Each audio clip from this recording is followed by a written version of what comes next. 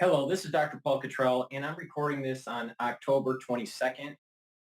So what I want to do is I want to go over a little bit about Trump and what he did over the weekend with McDonald's, and also go over some of the breaking news for the day. Please make sure you subscribe to all my channels. I have 4 channels on YouTube. I have Brighteon, Bitchute, and Rumble. Please follow me on all these channels. I do get censorship through YouTube, so it's important that you follow me on all the channels. All the links are in the description of this video, so please just go into the description box below the video and click the link to subscribe. Also, please go to my store, the-studio-reykjavik.com, and follow my advice in terms of health protocols and how to improve your longevity and improve your immune system. I have a lot of different products on my store. You can buy them individually, or you can buy them through the longevity boxes or the anti-aging boxes. It's up to you. You do get a discount if you buy the anti-aging boxes or the longevity boxes. Please go to my store and get the collagen peptides. This helps with bones, with joints, with your skin, with your hair and your nails. It has a great amino acid profile. It's a powder. You mix it with food or with filtered water. Sometimes people even mix it with milk or a smoothie. Take it every day and it'll improve your skin, your nails, your hair, your joints, and help with your bones. So please go to my store and get the collagen. Also, on my store, I have structural nail silver soaps. I have 5 different varieties. This one is lemongrass, and this one happens to be charcoal tea tree. But I have 3 other varieties on my store. So please go to my store and get the structural nano silver soaps. This will neutralize pathogens. It doesn't have any harsh chemicals in these soaps. But if you go to the grocery store and you get Dove, or you get something from Procter & Gamble or Unilever, they do have soaps that have a lot of chemicals in it. So get these great high quality soaps that are made from structural nano silver. And I also have a lot of different products that can help to boost up your immune system. So please go to the store and get the magnesium and zinc. Helps to boost up the immune system. We're in the cold season in the United States. If you're not feeling well, take a double dose of magnesium and zinc. Like, for example, take 1 in the morning and maybe 1 in the evening. But you should be taking magnesium and zinc every day as just as a daily routine for your health to boost up your immune system. But if you're not feeling well, take a double dose. All right, with that said, let's go to Fox discussing Trump at McDonald's. Well, Election Day is only 2 weeks away, and today Vice President Kamala Harris is taking a day off the campaign trail, while former President Donald Trump is going to court the Latino voters down in South Florida and then head back to North Carolina. A brand new poll numbers show Trump making major gains with Latino and Black voters. Aisha Hosni is so lucky because this morning she is in Doral, Florida, where Mr. Trump will participate in a Latino voter roundtable in just a couple of hours, and she joins us live. Aisha? Hey, good morning to you. Yeah, that event's going to happen right behind me. And, you know, this event is curated for the Latino community, the Hispanic community, but it really could resonate with any American out there that is trying to achieve the American dream. The former president is going to sit down with Hispanic community leaders in the Miami area and discuss his policies about the economy. And this is going to be talking about how they can buy a house, keep their neighborhood safe, find good paying jobs, an opportunity really for generational change here. And he's making a concerted effort, guys, to reach out to these Hispanic voters, and it's resonating. Take a look at this USUPA poll. It shows that he's leading Harris amongst Latino voters in a head-to-head here. He's trailing, though, behind Harris among Black voters. But again, put this in perspective to back in 2020 when he got 8% of the black vote to President Biden's 91%. So he's actually faring off a lot better this year. And then, of course, we went to that Pennsylvania McDonald's over the weekend and worked the fryer. And it was a troll of Vice President Harris attempting to connect with the working class by saying that she used to work at McDonald's. His visit has gone viral now with a lot of folks saying that, they really connected with him watching him do that. Guys? Aisha, I got a question for you. Because Donald Trump's event at the McDonald's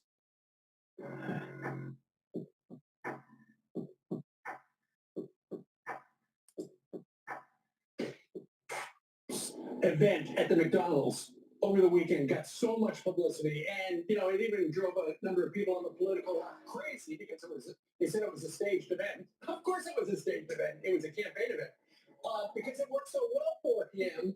Is he planning more of that kind of stuff?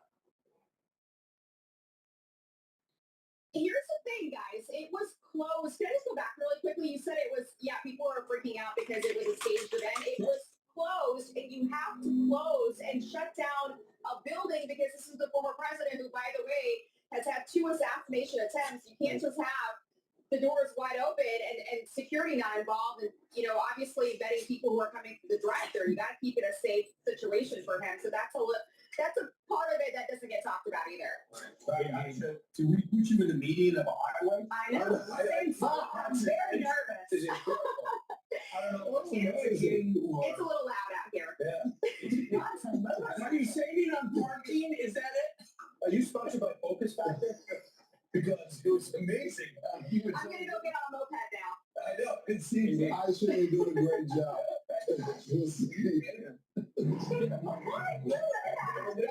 That's your motor running. The reason I mentioned the McDonald's event is Piers Morgan has got an item in the New York Post today, and it says Don's special sauce. He said libs lose minds over Trump's McDonald's visit. Piers says because of this stunt, he may actually win the election. Well, I wish he'd go. Well, he actually did go to that grocery store. Remember, and he gave the mom $100.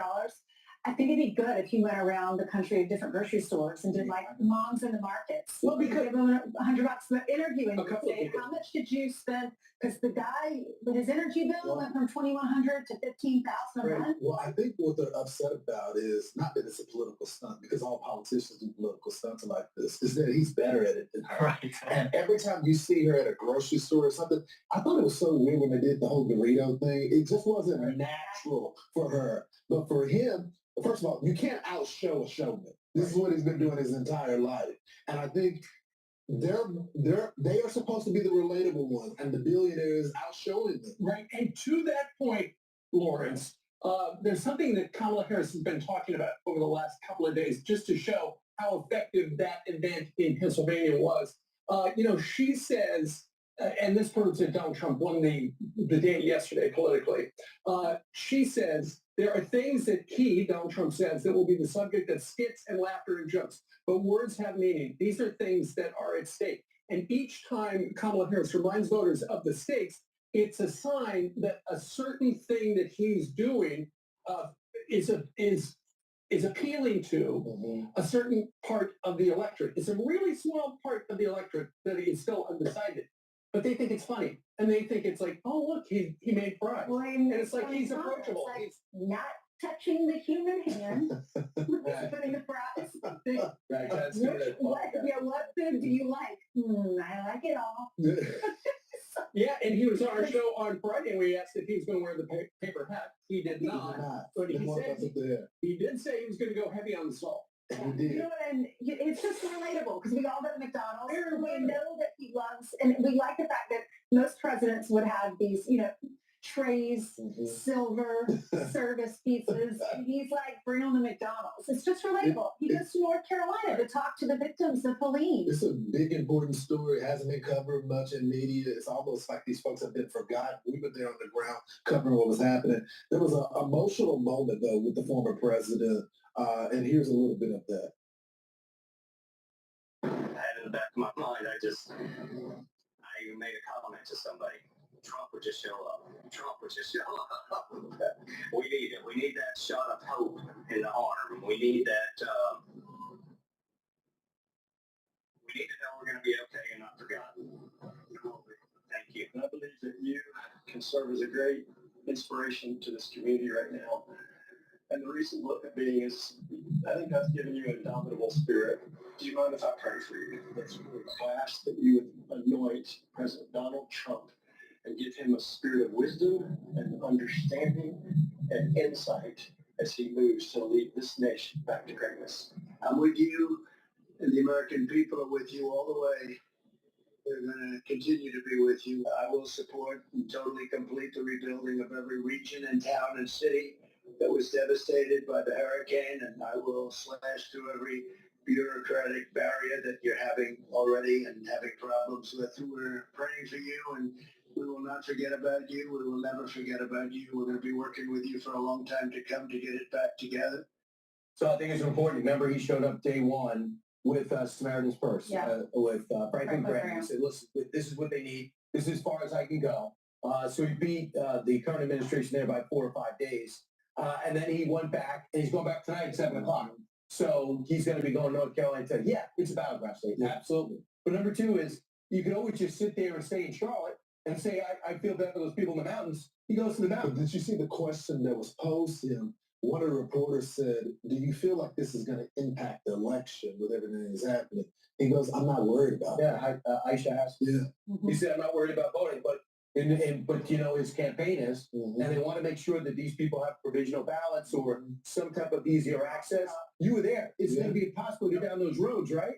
You're not thinking about voting. Some of the folks still don't even have power. Right. Well, he said this. He says it's vital that we not let this hurricane that has taken so much also take your voice. You must get out and vote. And he says if you're displaced, you can get a ballot to your temporary location. Right. In the latest NBC poll, it is an absolute tie. She has 48%. He has 48%. But the key is 4% undecided or will not vote. So what he's trying to do is he's trying to persuade the person who's less likely to vote, and the undecided, hey, just be better than her. Yesterday's Washington Post poll, 4-point edge for Trump in North Carolina with registered, 3-point edge with likely. So that came out yesterday. Huge. I'm Steve Ducey. I'm Brian Kilmeade. And I mean, like, All right, so the market update. So if you look at the dashboard, the S&P 500 is trading at 5,800 and almost 40. It opened up down from the close from yesterday, but it is moving upward. The oil market is rallying. It's trading at 71.75 for WTI. And the Euro USD is trading at 1.08. VIX is going down, so as the VIX is going down, typically equities are moving upwards, so risk, high risk is somewhat abated. The VIX was trading at around 20, 21 for the last few sessions. So now it's trading at 1871. So risk, individuals are starting to take risk.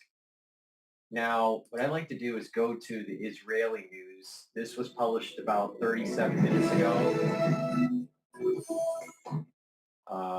And before we do that,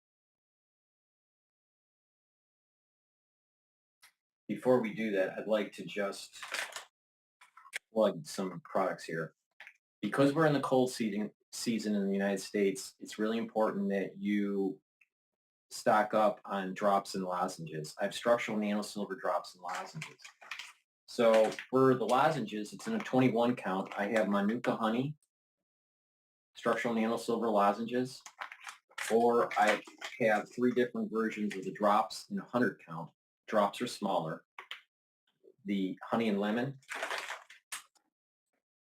cherry, and blueberry. These drops and lozenges are made from structural nanosilver. The moment you have that irritation in your throat, take the drops or lozenges right away to neutralize the pathogen, maintain that mucosal barrier because of the secretions, and that way you're mitigating the pathogen. So take it right away. It's really important to take it right away. All right.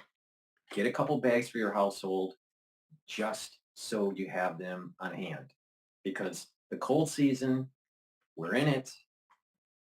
There are certain areas of the country that, have a decent level of infection going on, and it's very important to just mitigate it. All right. So please go to my store, the-studio-reykjavik.com, and get the structural nano silver lozenges and drops. I also have products that help with your cardiovascular system and your joints and bones. Vitamin K2 MK7 is on my store, and this vitamin is dual purpose. It'll help with your cardiovascular system and help with your bones and joints. All right. It's synergistic with D3, vitamin D3. And so how do you use vitamin K2 for, let's say, cardiovascular health? You take D3, K2, all right? You take turmeric, ashwagandha, C60, nattokinase, and omega-3, and C60. They all work synergistically to bring down the chances of building up plaque formation, but also reduce plaque formation. So it's reducing the chances of new plaque formation and bringing down blockage that you already have. How does it work? Well, with K2 and the D3, what will happen is it will bring out some of the calcium deposits that are in the plaque and back into your serum level. All right, and then you excrete it out. The C60 will soak up free radicals to prevent oxidation of LDL. The turmeric and the ashwagandha reduce inflammation at the intima level of the vascular system because it's through inflammation that you have buildup of plaque. And by bringing down inflammation, you're reducing the chances of continually feeding a current plaque formation. The omega-3 and the nattokinase will bring down LDL levels. And it's through LDL that's oxidized from free radicals where you get a buildup of plaque, because plaque starts with inflammation where there's a little bit of a tear or some sort of disruption with the barrier of the intima of the vessel, and eventually LDL becomes oxidized and gets into that area, gets in between the thickness of your blood vessel and builds up plaque through a foam cell process. Macrophages detect that there are LDL that's been oxidized and it tries to eat it up. Once that macrophage eats up that oxidized LDL, there's a process where that macrophage turns into what is called a foam cell. And that's a buildup of plaque, and then you get other calcium deposits in that region. So it's really important to take K2 to reduce your risks of cardiovascular disease. But you need to stack it. And to stack it, you stack it with D3, vitamin D3, C60, turmeric, ashwagandha, omega-3, and nattokinase. All right. And by doing that, you are bringing down the plaque and you're reducing new plaque formation. In terms of bone health, what you want to do is K2, you take with D3, stack it with also the collagen that I talked about earlier, and make sure that you also take calcium, either calcium supplements or like drink milk, right? That has, calcium, and then do resistance training. And by doing the resistance training and having the K2, the D3, the collagen, and the calcium that you're ingesting either through supplementation or through milk, what will happen is you're strengthening the bones and joints. So this is a great product. It works really well if you stack the way I told you. All right, so please go to my store and get the vitamin K2. And lastly, like I said before, vitamin D3, it stacks well with K2. In addition, vitamin D3 helps to absorb calcium.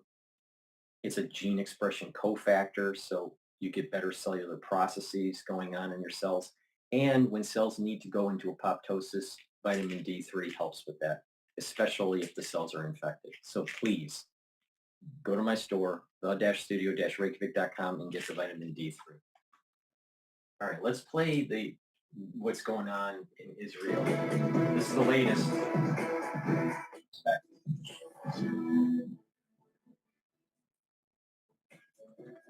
Shalom from Jerusalem. This is TV7's Israel at 4 update.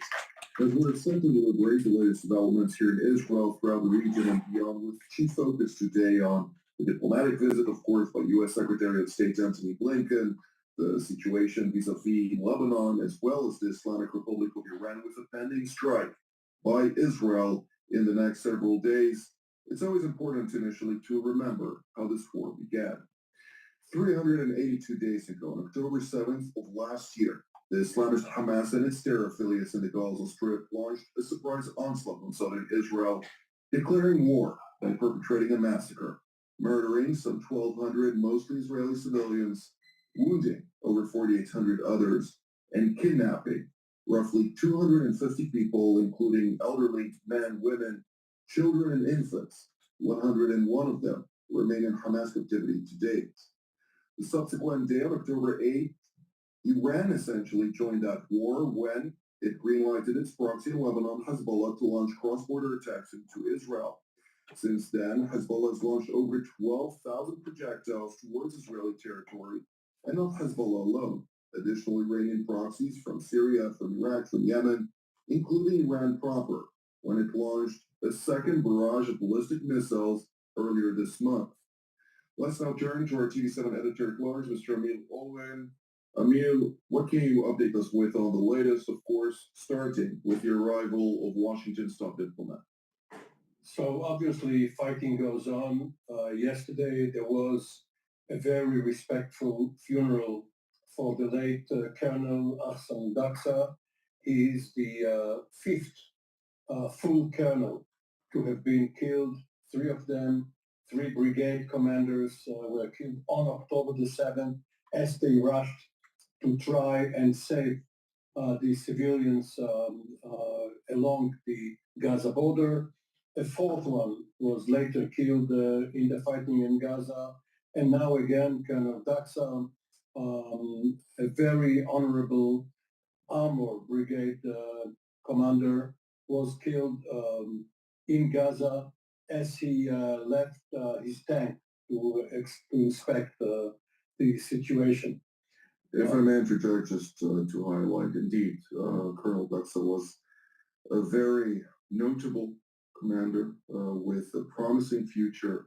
He joined the defense colleges, which he left in order to fight, as you noted, on October 7th, saving multiple lives.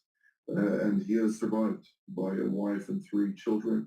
A painful reality, a sacrifice that, although we're willing to pay for liberty and the future of the state, it is nonetheless a painful sacrifice.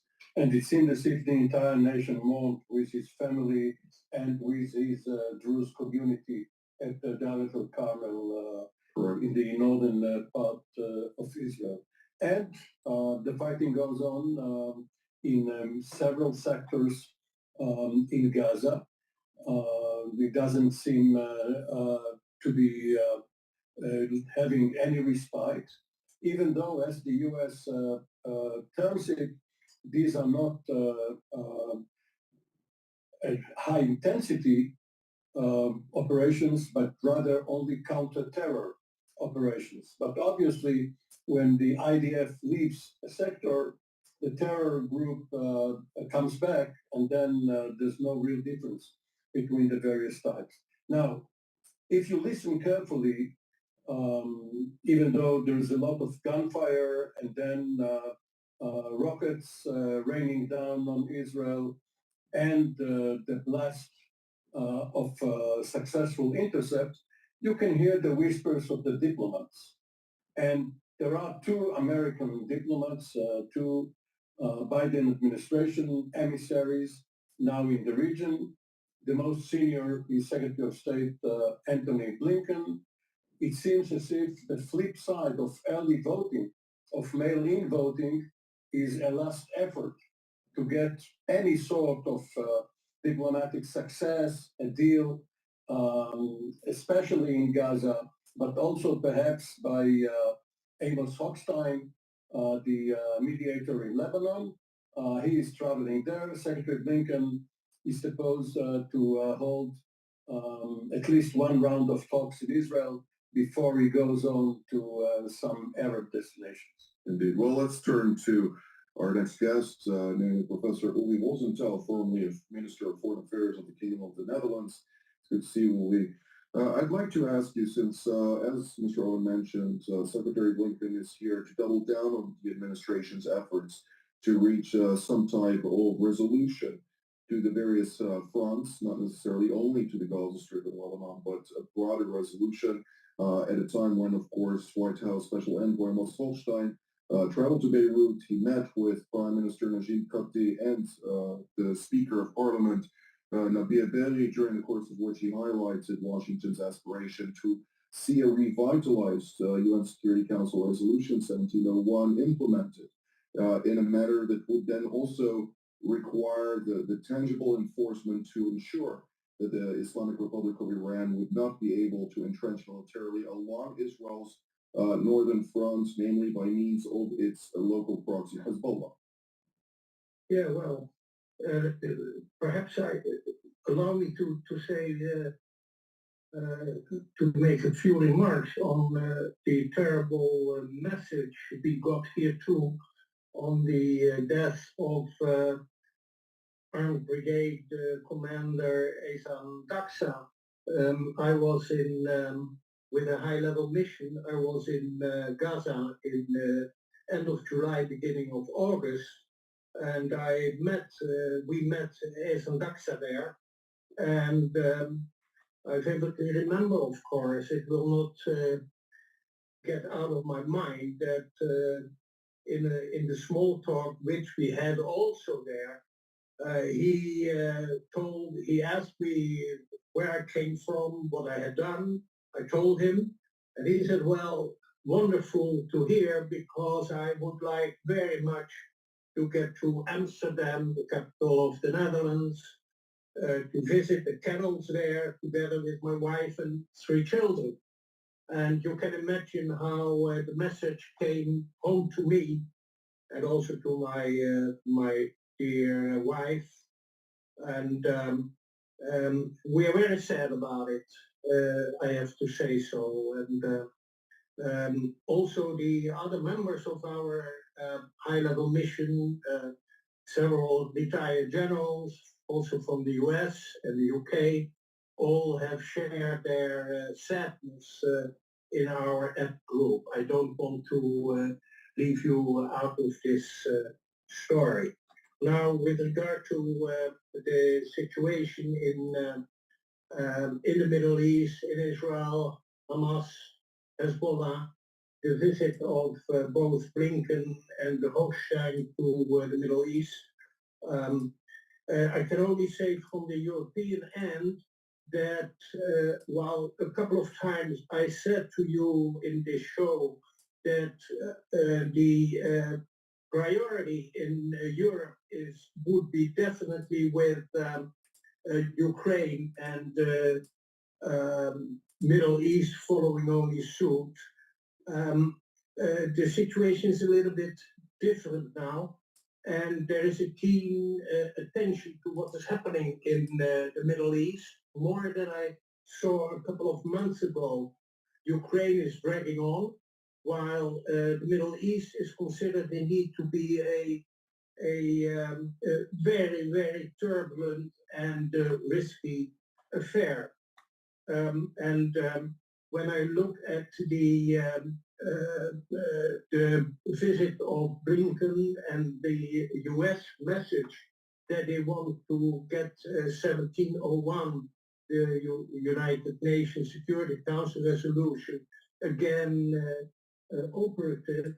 I also noticed that from the US end, they are stressing the need to disarm Hezbollah. Now that is of course a wonderful suggestion, but it's better to look at the reality right now. And in that respect, when I talk to you about, when we talk about Europe, of course, there is also this impetus on the part of France, which has also had a special relation, at least according to its own ideas, with Lebanon.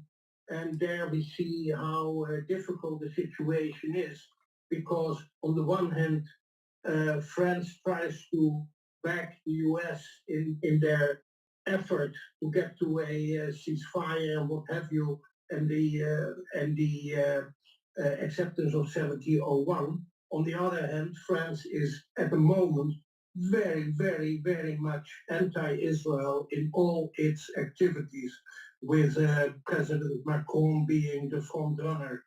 So that is my situation. observation with covering this for, I don't know, months, since October 7th of last year, or maybe it was October 8th. I think I started covering it the day after or 2 days after. But the point here is I've been covering it for over a year. All right. And I just feel as though the international community doesn't really want to solve the Iranian issue, even though they say that Iran is close to nuclear weapons and they're an existential threat for peace in the Middle East and yada, yada, yada. But when you have the ability, or you have the means and the reason to go and stop their nuclear capability, stop Iran's nuclear capability, why isn't the international community more forceful on doing it? It's as if they're just forever kicking the can down the road. And so, going back to my previous recording about the leak of the intel that the strike plan for Israel on Iran seemed to have been leaked by the United States. Now, who leaked it, why, I have some theories, but as time has gone on and I've thought about it, I feel as though what has happened is there's an element within the Pentagon, element within the Defense Department, maybe even the State Department, where they want to try to circumvent the Israelis from actually striking Iran. Now, then you have to ask the question why. Is there elements within our government that are pro-Iranian? It's very disconcerting. That's from our angle. Thank you, Professor. I'd like now to turn to Washington, D.C., where we're joined by retired Brigadier General Mark Kimmett, formerly an Assistant Secretary of State for Political Military Affairs, as well as Senior Officer in U.S. Central Command. It's good to see you, General. I'd like to hear your 2 cents regarding the various deliberations of the American diplomats, both Blinken and Holstein, mainly. Do you see them bringing a message from the United States of a certain final push in a very complex reality at a time when the United States is nearly 2 weeks out from the November 5th election? Well, first of all, let me echo the comments about Colonel Doxa. I think it's staggering to understand that there have been 5 brigade commanders killed in this war so far. That demonstrates that the IDF is an organization that leads from the front. We have not had that level of casualty, since probably Vietnam. So it's a compliment to the IDF. It's a compliment to the leadership that is shown by the senior officers, and one that all good armies should emulate. On the other hand, our diplomats are not doing all that well. I think this notion that Tony Blinken is in Israel right now to try to resurrect the ceasefire talks, I think that's an appropriate verb, resurrect. And the only resurrection I'm vaguely familiar with is about 2,000 years ago And I would suspect that he has as much chance reviving these talks as Amos Hochstein does of trying to reformulate 1701. I think you mentioned it. This is in many ways simply a political maneuver on the part of the administration. It's the old British expression, we must be seen to be doing something. And the operative word is seen because they're certainly not going to be doing anything. Indeed. Well, Mr. Olin, when we're talking about the final stretch of the current administration in Washington, the last time around, when it was an Obama-Biden administration, there was a final push right in between the November elections and the transition of UN Security Council Resolution 2334, which naturally tried to reinforce the illegality within international law of Israeli settlements in the disputed previously known territories of Judea and Samaria. Now I'm hearing various elements in Washington of an attempt behind the scenes to emulate something of sorts that would call specifically for a ceasefire and would highlight certain ingredients within such a resolution, with which I must note this resolution is not yet finalized, so we need to wait and see how this develops. But what can you tell us about the various efforts of the current administration to reach a certain foreign policy achievement? But there's a lot of difference between an outgoing incumbent like Obama, who knows that his successor comes from the other party, and that his party's candidate, in that case Hillary Clinton, failed. And we have to see, of course, whether Biden's successor is his own vice president or the other guy. Now, this is probably more for leaving a legacy than having some practical effect. Especially if United Nations Security Council resolutions do not carry sanctions or any other operative addendum to them. They are being held. Also, at that time, the recipient of the good news, quote unquote, was the Palestinian Authority headed by Mahmoud Abbas. 8 years later, he is still around, Abbas.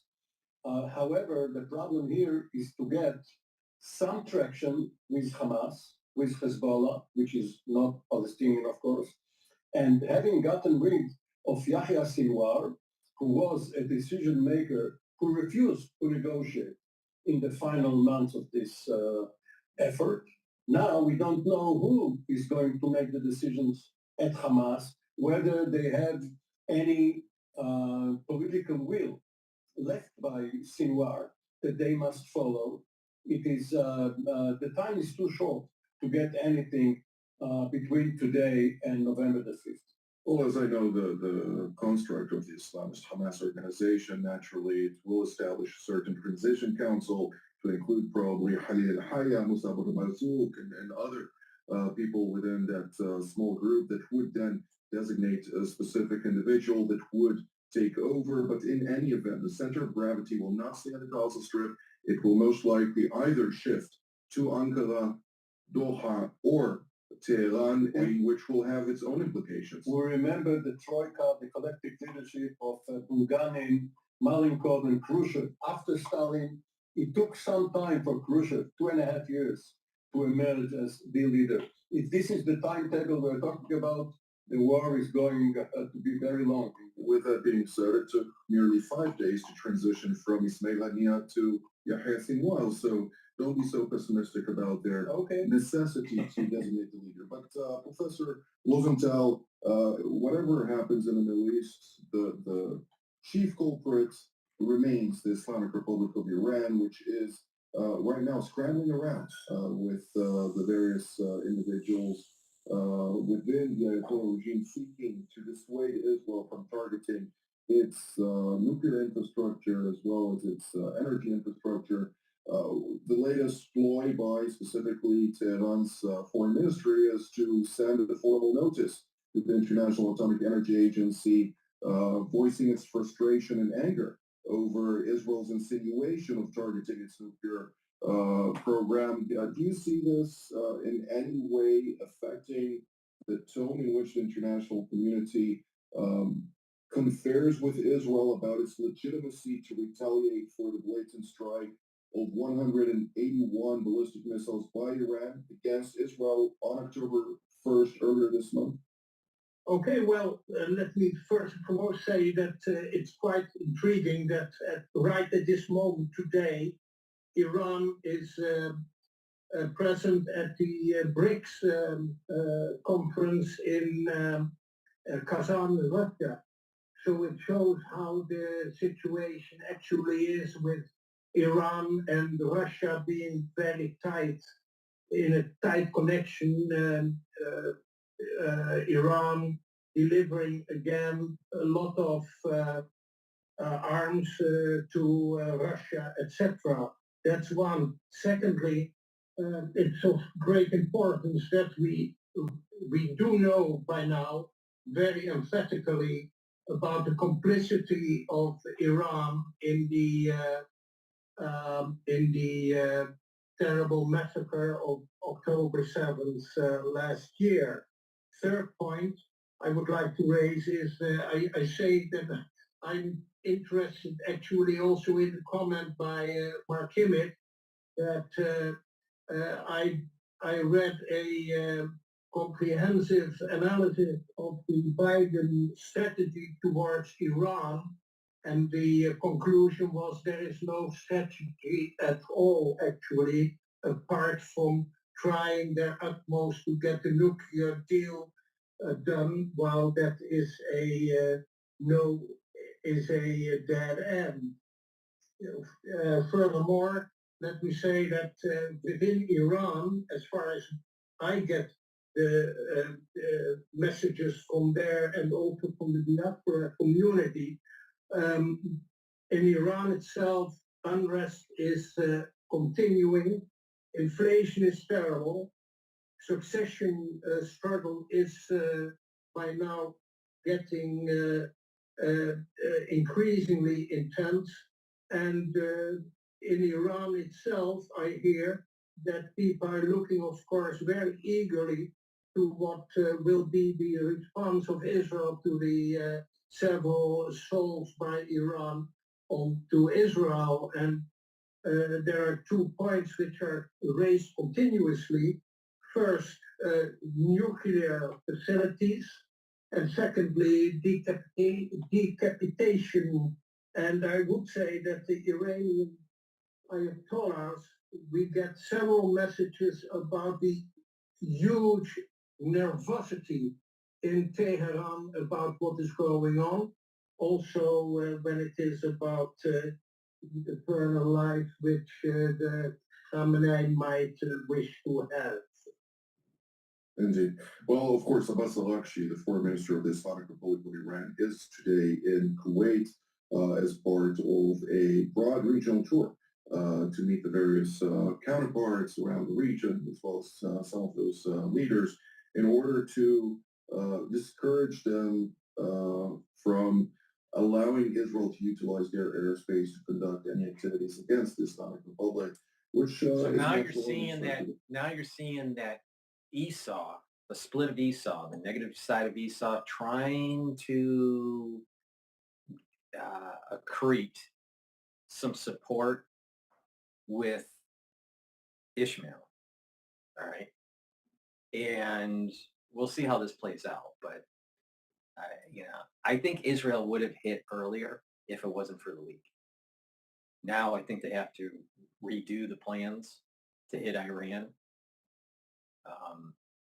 Plus, according to Jim Jordan, and I think it was Rubio that stated that if the Republicans win the Senate, the importance of the Republicans winning the Senate and keeping the House, because they would be able to really go after the investigation of this potential treasonous activity with leaking the information. But before we continue with what they're saying in Israel, please go to my store, the-studio-reykjavik.com, and get the probiotics. I have it in powder form. I also have a probiotic that's in a veggie cap form. I usually take the powdered form. I mix it with my hummus. You just saw me eat the hummus. So you mix it with, a smoothie or hummus or with your food or filtered water and take it every day. Or you can just take the veggie cap. But they're very high. Either one are very high quality. So please go to the store and get the probiotic. Why do you want to take a probiotic? It's going to help with your gut health. It'll help with your metabolism. You're going to be able to absorb nutrients better. It'll reduce inflammation of the gut. And by reducing the inflammation of the gut, you're going to reduce the chances of getting infections through the gut lining, reduce leaky gut syndrome. And if you have chronic inflammation of the gut, DNA damage can take place in the gut lining. So you want to mitigate that. So please go to my store, get these probiotics, take it every day to improve your gut health. And by improving your gut health, you're going to have better metabolism, better communication between your gut and your liver, which is really important. You're going to have better skin because poor gut health can manifest with poor skin health. In addition, you'll have better mental acuity, mental clarity, and emotional stability, because people that have a problem with gut, they have memory problems, they have mental acuity problems, and mood issues. So please go to my store and get the probiotics. I also have many products that are dual purpose, but a great dual purpose product that you should get is olive leaf extract. This helps with the immune system and the cardiovascular system. Olive leaf extract, what it basically does is brings down inflammation to help with the immune system. And it also brings down LDL levels and increases your HDL levels to help with your cardiovascular system. When you bring down inflammation, it also helps with cardiovascular health. Why? Because I mentioned earlier, by reducing inflammation, you're reducing the chances of building up new plaque. So please go to my store, the-studio-reykjavik.com, and get the olive leaf extract. Now, if you remember what I told you about K2 and stacking it to help with cardiovascular health, you can add into that stack also olive leaf extract.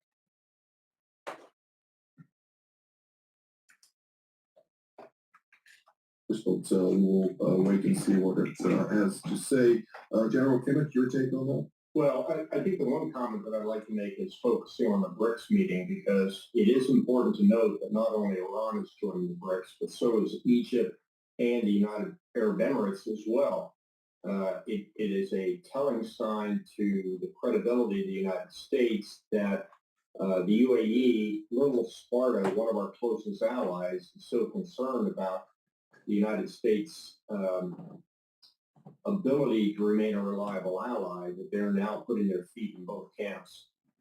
That is very interesting. I do think it's even more interesting to know that Russian President Vladimir Putin has also highlighted that Palestinian Authority President Mahmoud Abbas was also invited to the BRICS. So who knows what may emerge out of that. But nonetheless, General Kimmett, I'd like to follow up on that.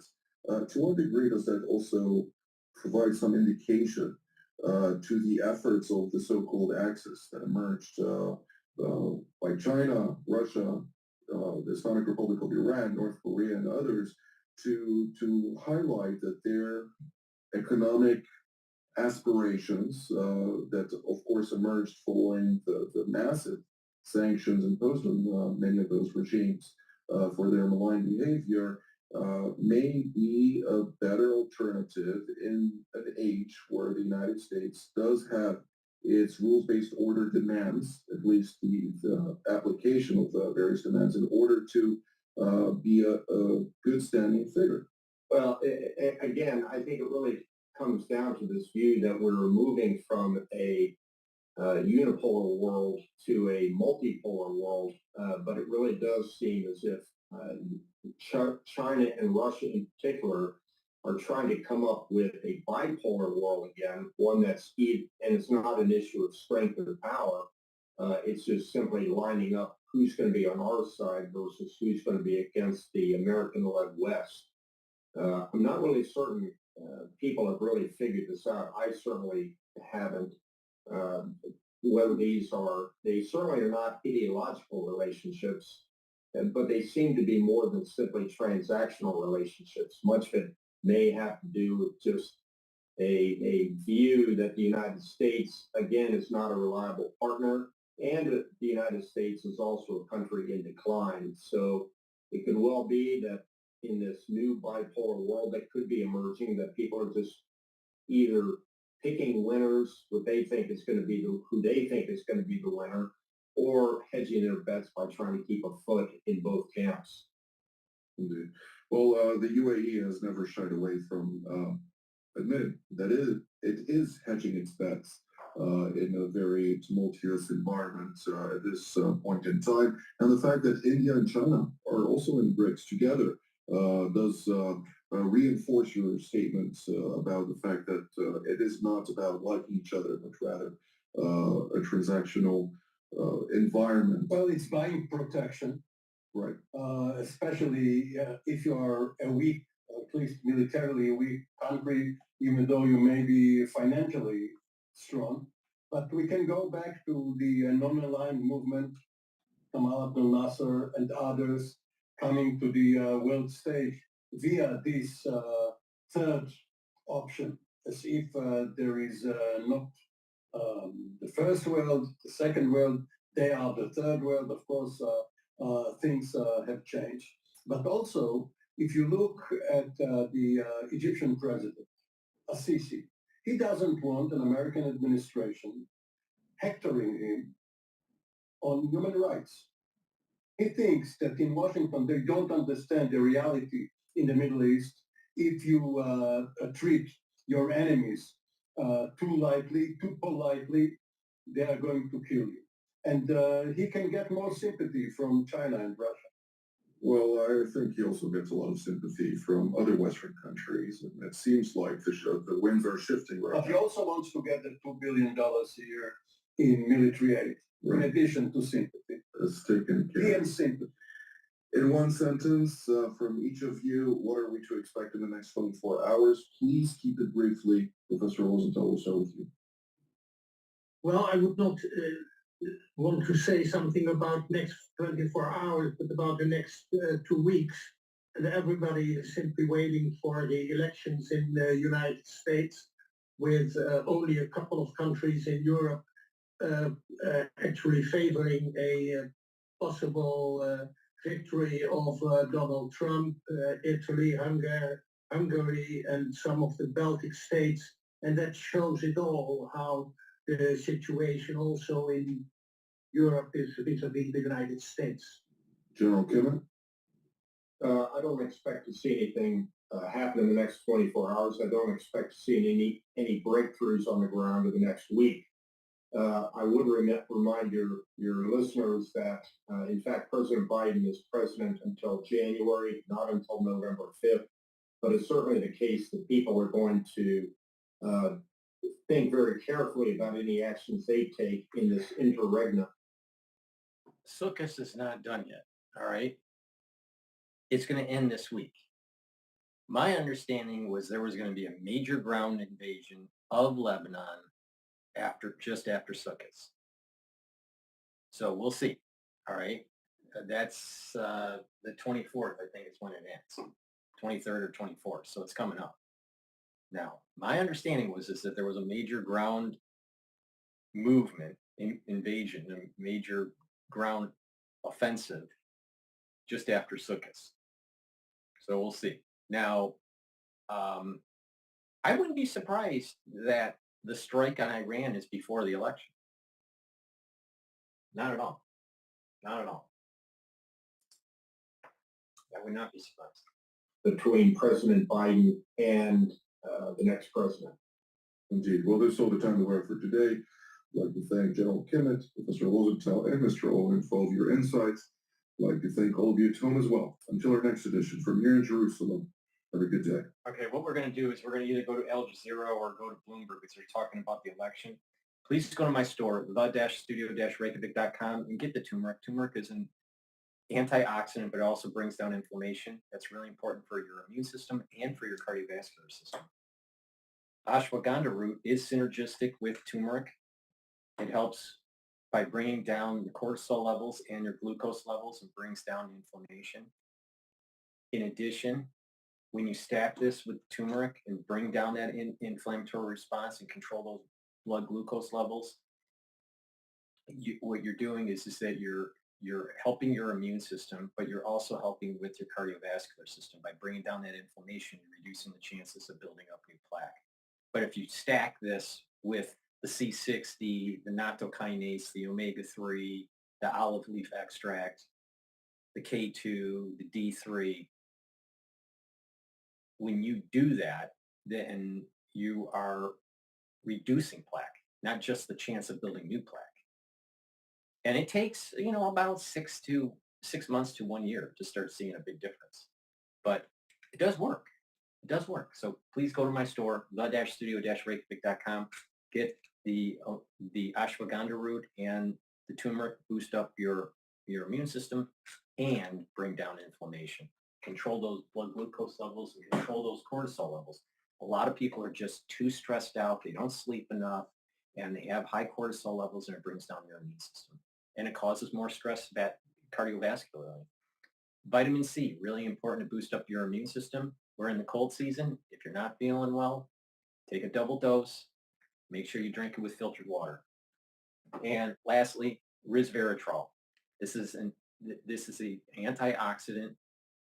In addition, it helps with getting rid of senesced cells. Senesced cells are basically cells that stop dividing but just sit there and they just collect garbage, all right? You want to get rid of those, right? And by getting rid of those in certain types of tissues that you have adult stem cells, you can repopulate that tissue and the tissue will be healthier. So I've been taking resveratrol for, 30 years, something like that. So please go to my store, the-studio-reykjavik.com. Get resveratrol, stack it with C60. It works very well with other antioxidants. It also stacks well with NAD+ and ubiquinol. So please go to my store, the-studio-reykjavik.com, and get resveratrol.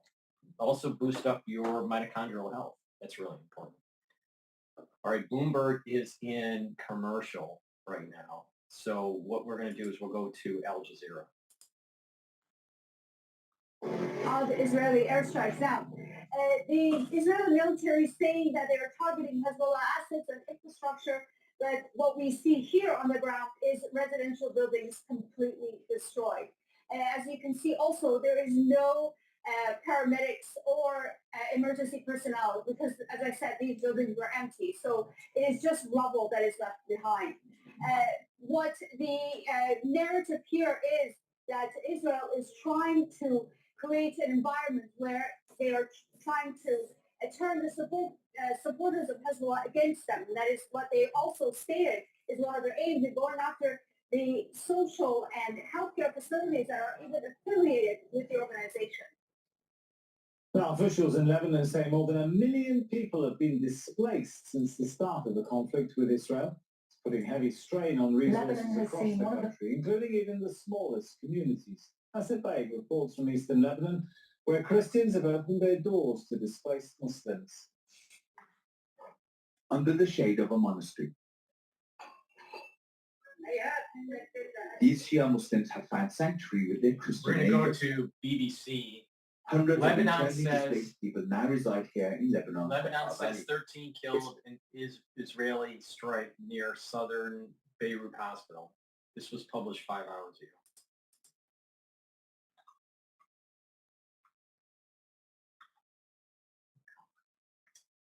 Come on.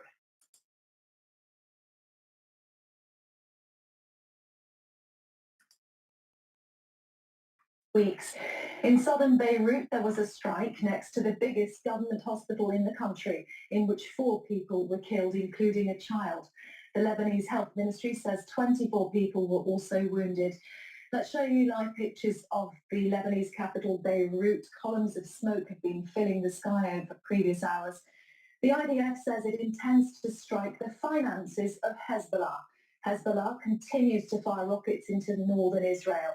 The Israeli military also says it's identified a bunker concealed under another Beirut hospital that it says holds hundreds of millions of dollars worth of cash and gold. Their spokesman, Rear Admiral Daniel Hagari, said the money was being used to finance Hezbollah's attacks on Israel and provided these reconstructions, saying the bunker is located directly under the hospital in the heart of Beirut. No further evidence was provided, and the hospital's administration has denied the claims.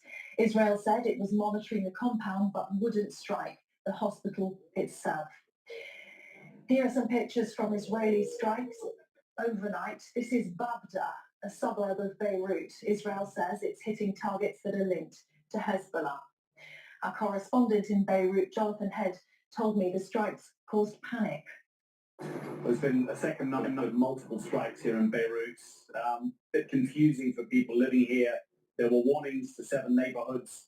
One of them, a small former fishing village, a little coastal community right next to the international airport, has not been targeted before, and nobody knows what the target there would be. So there's a lot of panic, people trying to get out. It's quite a poor neighborhood. This airstrikes came in pretty quickly afterwards, 4 of them. And then that strike close to the biggest public hospital, Rafi Hariri University Hospital. It seems to have been targeting a building next to it. There's also a lot of people near the hospital, as you can imagine. There are also displaced people there, so quite high casualty counts, 4 people killed, one of them a child.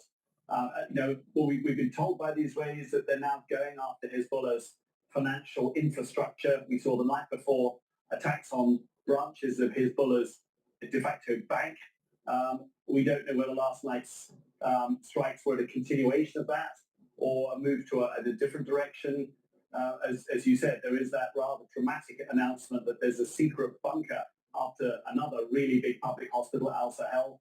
And we'll have to wait till our colleagues and other journalists come back from the tour of that hospital this morning to see whether they saw any evidence of that, or I think at the end we're just going to end up with the hospital denying it and the Israelis insisting it's there.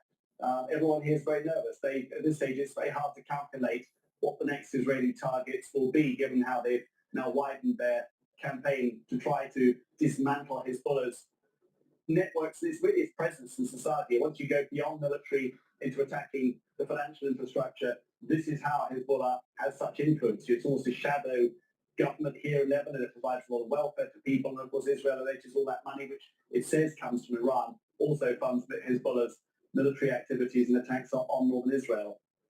And how sustained, Jonathan, have Hezbollah's attacks been on Israel coming the other way? Well, they're sustained in the sense that they're pretty much the same level almost every day. Israel does appear to be able to intercept most of them.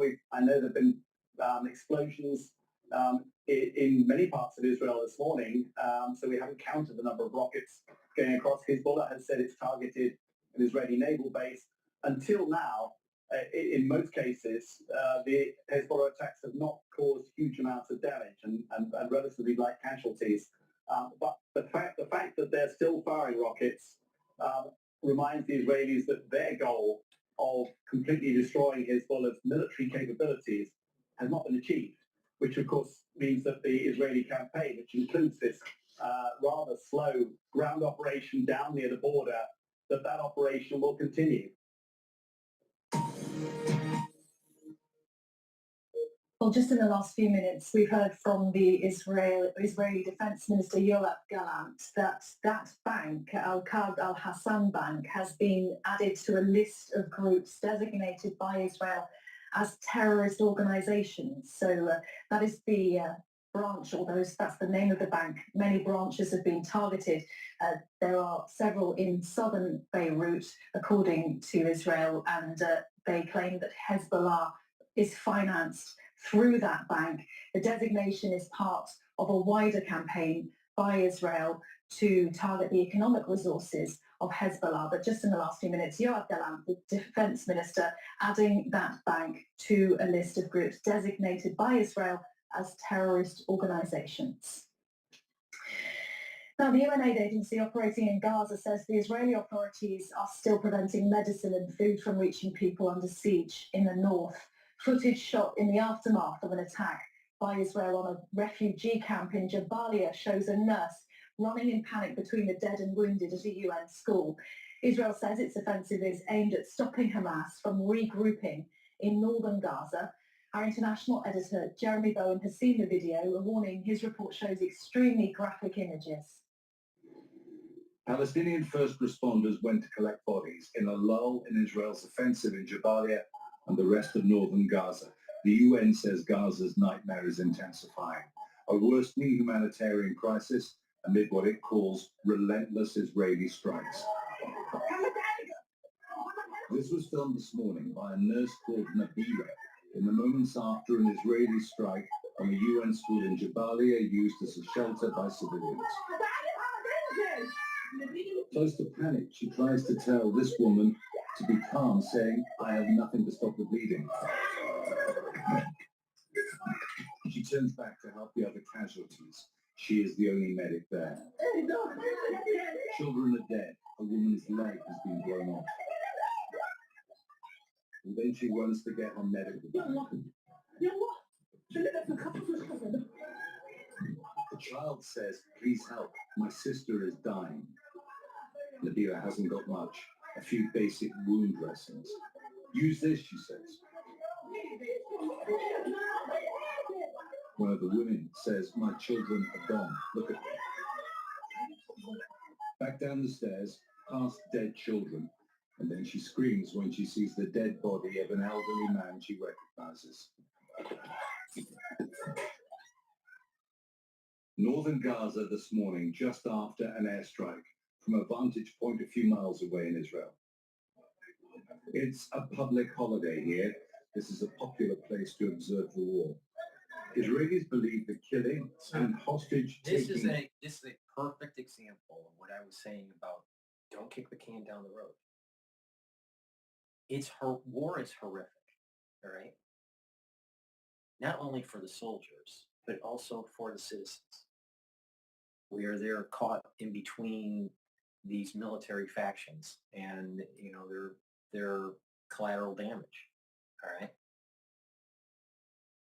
If the job was done in the 60s, the 70s, the 80s, the 90s, the 2000s, the 2010s, and the early 2020s, this would not have happened.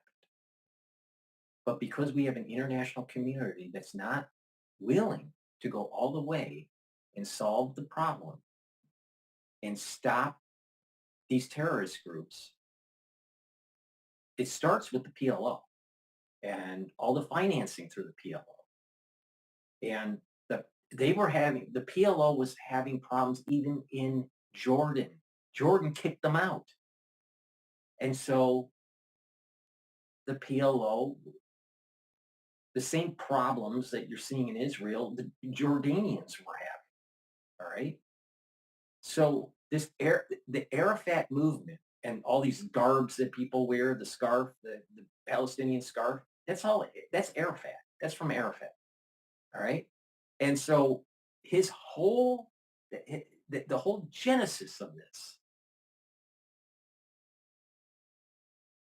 is not solving the problem of destroying the terrorism that sprouted off of the PLO. Now you have Hamas and you have Hezbollah, the funding from Iran, the infighting with Shia and Sunni, or what I call negative Esau and Ishmael. All right? So because the international community for more than 50 years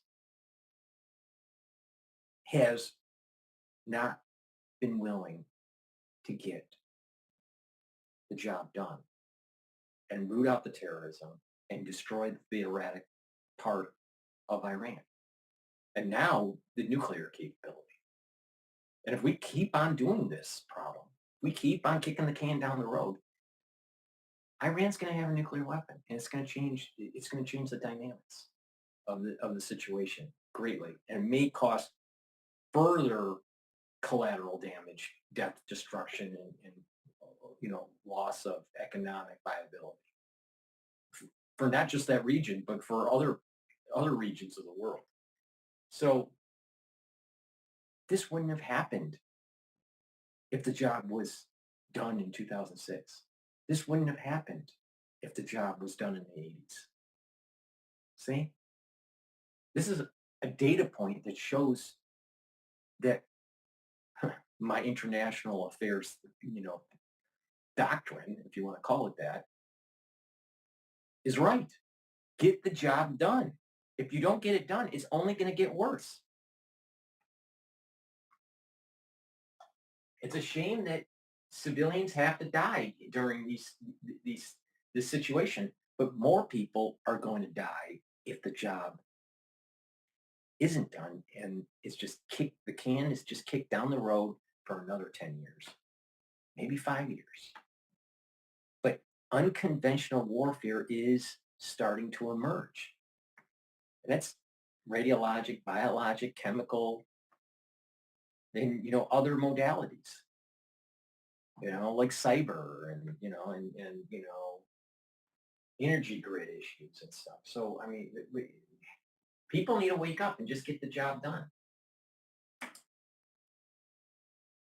Mass, and the way Palestinians voted for them makes the war in Gaza and the others that followed necessary and just.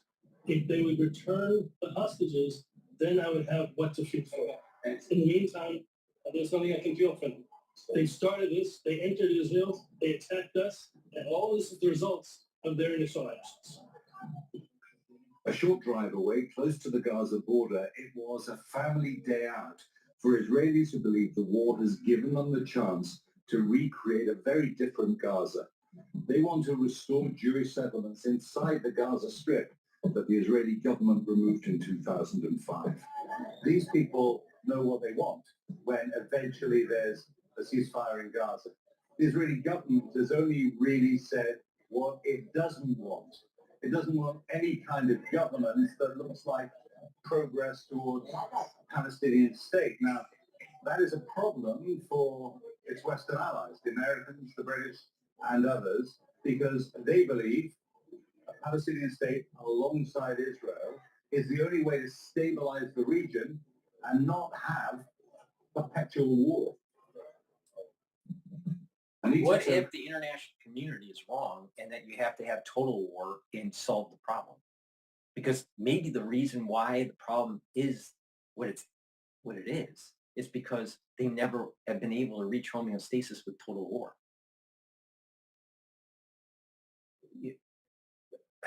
Germany was defeated with total war. Japan was defeated with total war. Total war has not happened in that region. So maybe the international community is just wrong. The blue hat brought her family up on a farming settlement in the Gaza Strip. For her, leaving was a gross injustice. I played her a report I did about her departure 19 years ago. This is an integral part of the state of Israel. Since that day in 2005, they've dreamt about a return, and now they see Palestinians forced out of large areas of Gaza and are pushing to replace them. I think we have an opportunity to build much more than we had before. I think we should build cities in some of the places. We should bring many, many more of Israel's population into the Gaza Strip. I think those people on the Gaza Strip, and there are a lot, that want to leave. Why is Egypt and Israel not allowing them to leave and go to Europe? The bomb shelters where Israelis fled from The Iraq. reason being is no one wants the Palestinians because of this residualness of the PLO. They know that they would have problems.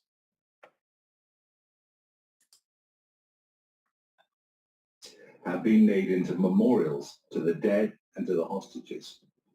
This is where many were cornered and killed. Inside memorial candles where they died. Outside, they posted their biographies. The war is changing the Middle East in ways no one fully understands yet, and it's widening and escalating. Jeremy Bowen, BBC News in southern Israel. Yeah, I've been saying this since I've been covering it almost with a a little bit over a year ago now, right? Because it's October 22nd, 2024, and I started covering it shortly after October 7th of 2023. So I've been covering it for a year. A year goes by quick. But the point here is this. It's going to get worse. It's not going to get better. And the more the international community tries to slow this thing down, it's only going to get worse in the future. So let it go all out war. Whoever wins, wins. Whoever wins, wins. The same thing. How do you think the United States formed? How do you think certain states in Europe formed? It was through war.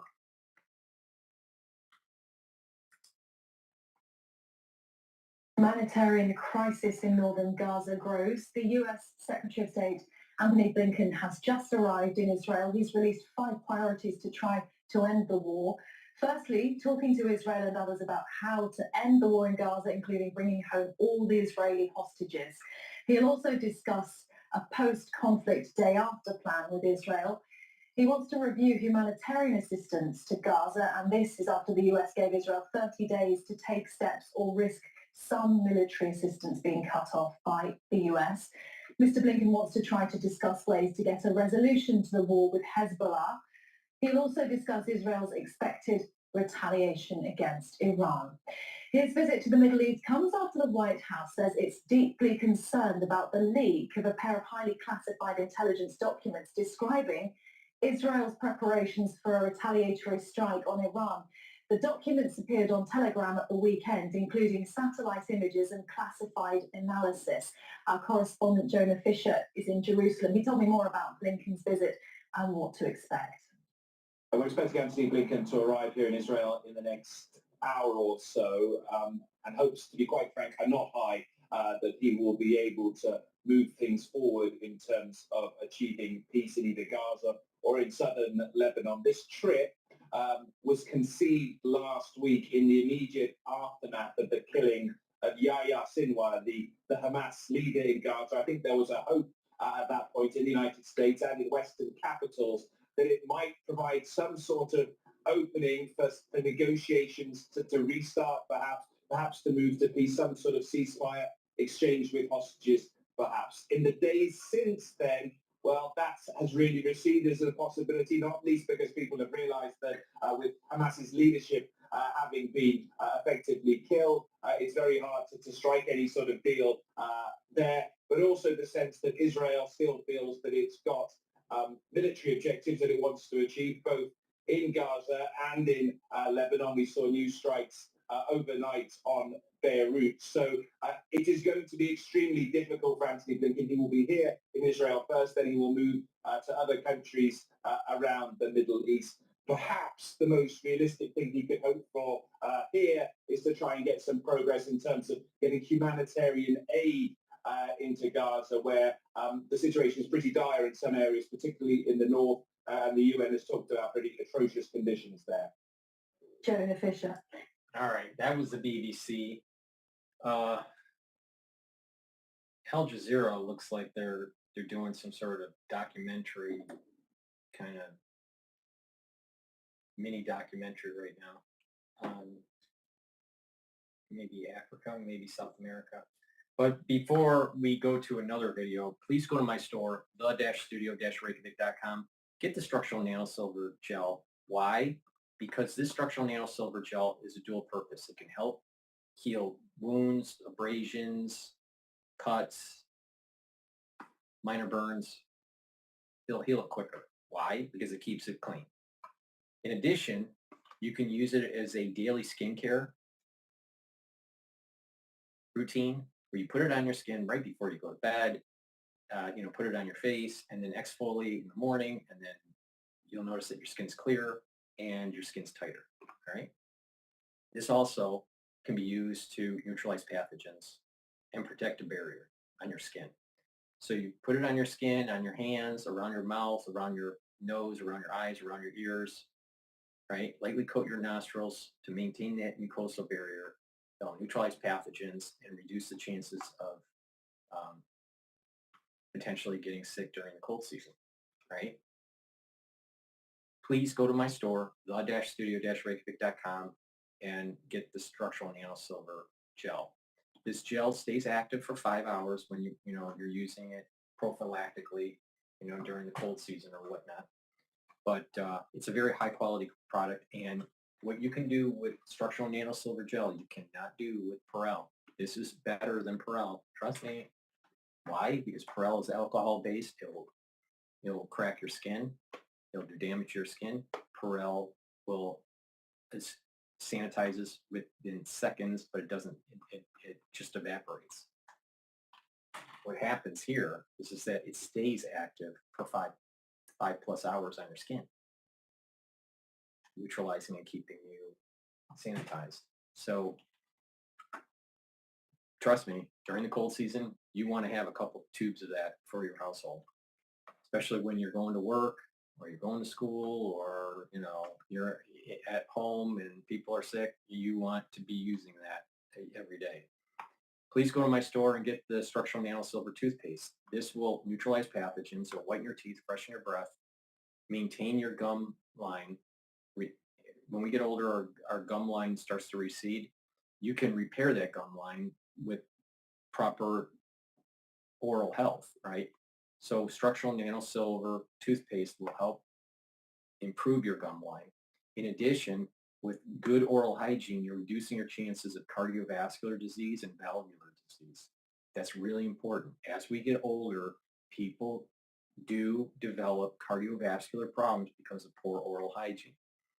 So what happens is that if you do not have good oral hygiene, what will happen is that the plaques and the bacteria can get into your bloodstream, right?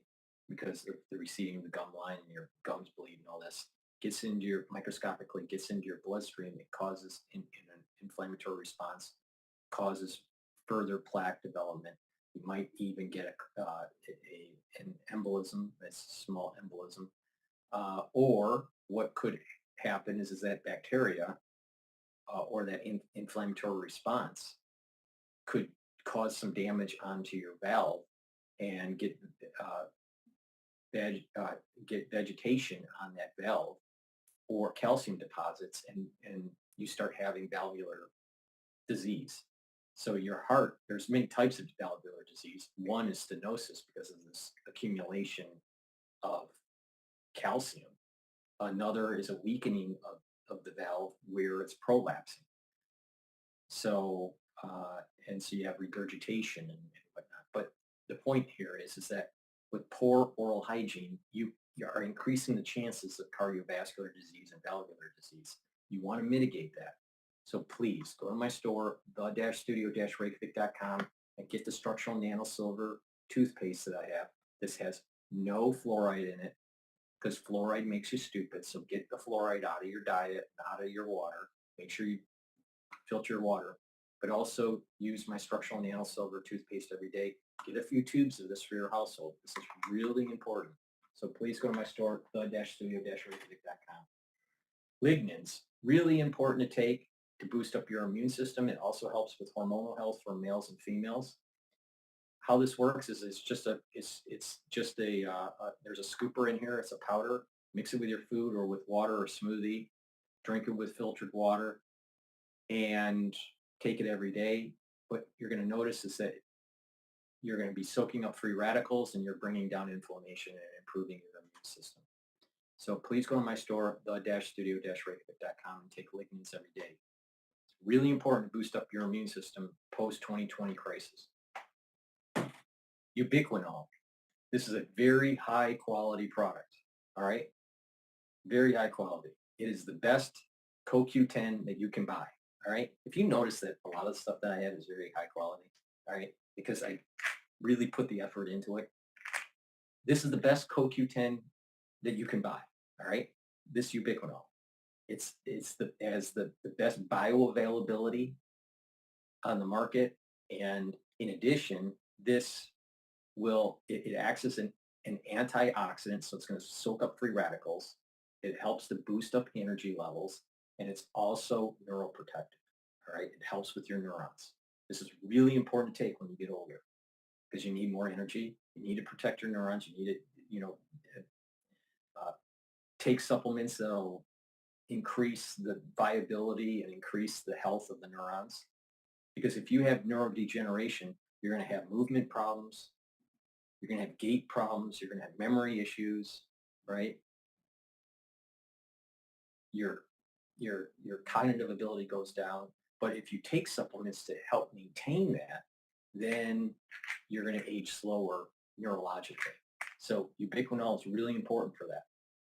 In addition, ubiquinol is really important for other cells in your body to have higher energy levels and to soak up free radicals.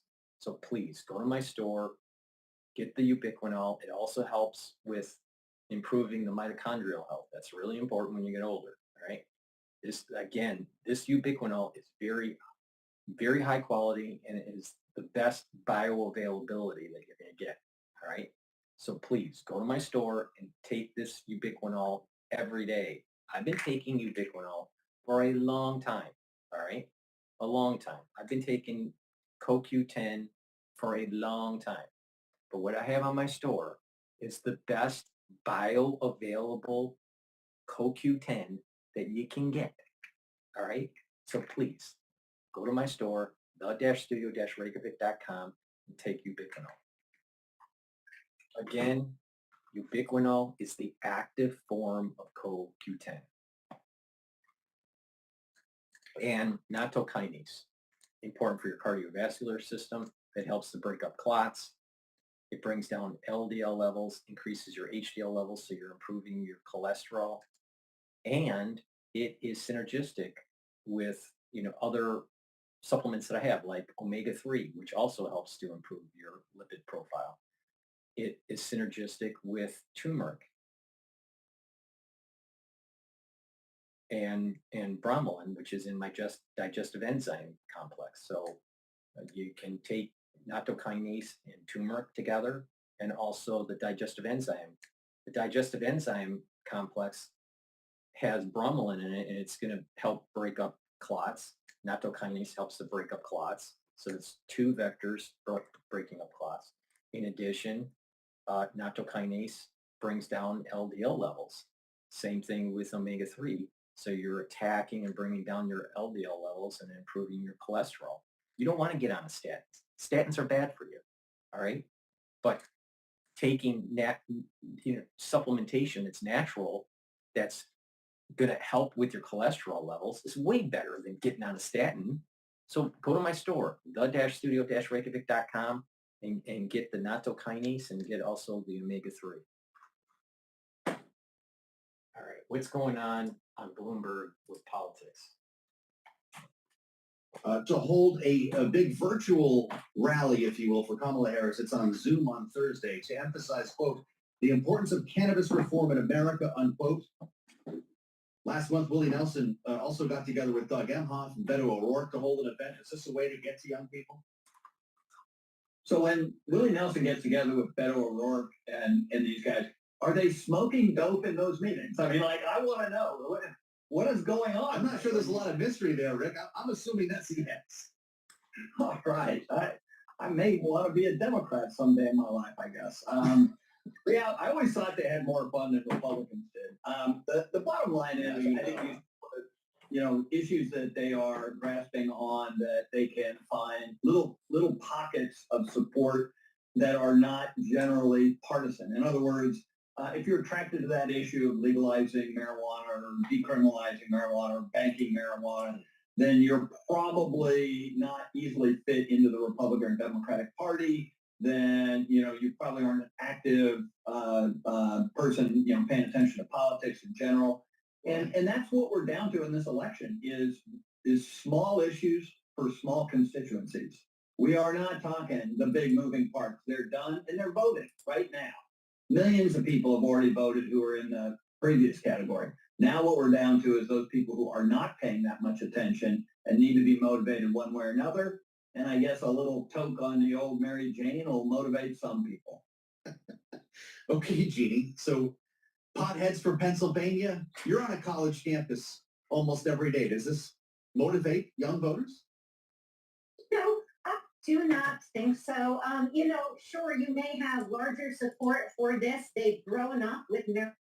It's stupid. All right. So now let's go to CNN and see what they have to say about how close the election is. Final fortnight, and by that I mean 2 weeks exactly to the day. Right, left. Fortnight means 2 weeks. What, medieval? Sure, why not? I'm a medieval guy. It's a good time to check in on where the race is. CNN senior GETTR reporter Harriet is ready to get medieval with us. You're going to get knighted. Yes.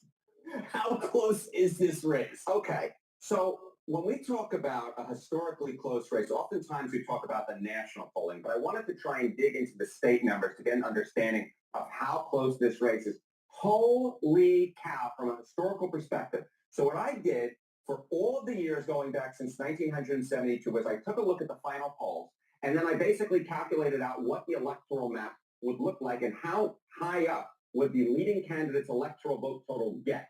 And what we essentially see is right now the leader's electoral vote total is 276 electoral votes based upon the polls. If you go back since 72 and try and find the closest years, if you go back to 2000, which of course was a historically close election, at the end of the campaign, the poll leader's electoral vote total was just 281 electoral votes. That's where Gore was in the final polls of that campaign. You go back to 2004, George W. Bush was at 296 electoral votes. So based upon the polls at this point, we are heading into the election with the closest polls in the Electoral College that we have ever seen, at least over the last 50 years. It's stuff like This this really that gets scares me. Okay. Now I'm going to get a little esoteric here. All right. The part that's not esoteric is this: as the polls become closer and closer to election day, throughout time, throughout the decades, all right, it's increasing the chances of the ability of one party doing nefarious things to fraudulently win an election. All right. Now, the esoteric part of this is that, these are systems. These are social systems. All right. And you can understand systems, the physical systems and social systems, if there are feedback loops, if there are, forward and reverse loops. All right. And signals. And there is an emergent behavior that starts to take place. This is part of complexity. This is what it's called complexity science. All right. But there are emergent behaviors that can happen, that can lead to chaotic things or unexpected phenomena, even if the individual parts are very simple. So they're called agents. But these individual agents may have very simple rules, but they interact and have feedback loops, and an emergent property can happen. You can look at this from a subatomic particle level. You can think of it as just people interacting in commerce. You can look at this, in maybe trading behavior between buyers and sellers and how a phenomena can change. Politics, anything that has some sort of simple rules, but there are feedback loops. Emergent properties can happen out of this. All right. So what does this mean? All right. Sometimes you can see in these systems where things are happening, right, and they're undulating, right, and then all of a sudden you'll start to notice that it's undulating faster and faster and faster, and there's like a pinch point. All right. And I think what we're seeing here is that each year that goes by, the closeness, the difference, all right. So x-axis is time, y-axis is difference between a Republican or Democrat candidate in the polls. So wherever they're polling, whatever their percentage is, let's say they were 10 points ahead in time zero. So it'd be 10. But let's say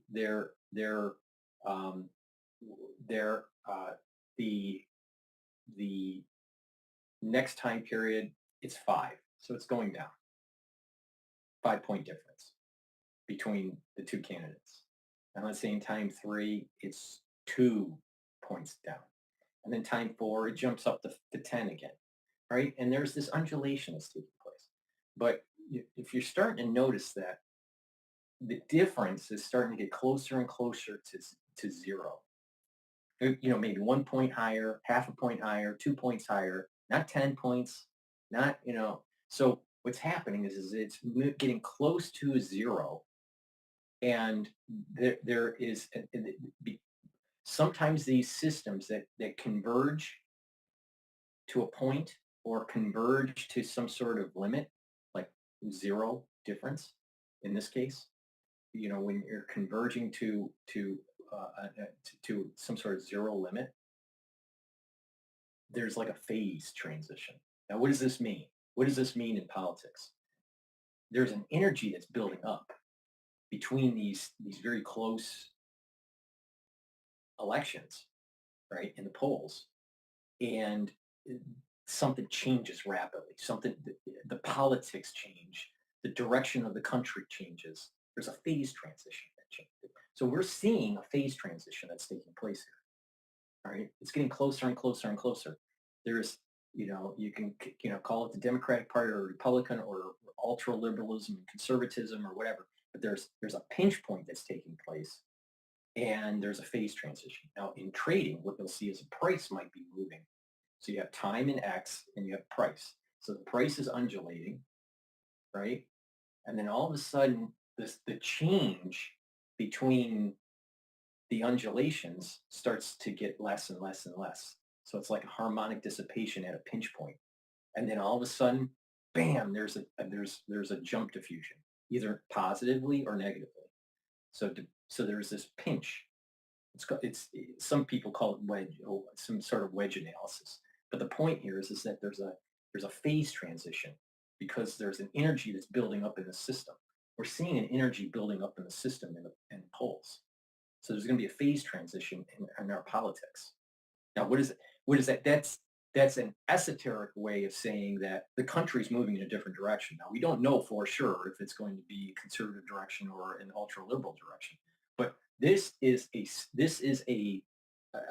set of data points that is suggesting, with other telemetry, but other things that one could look at in society to see that there is this pinch point that's taking place, or there is this building up of energy for a phase transition.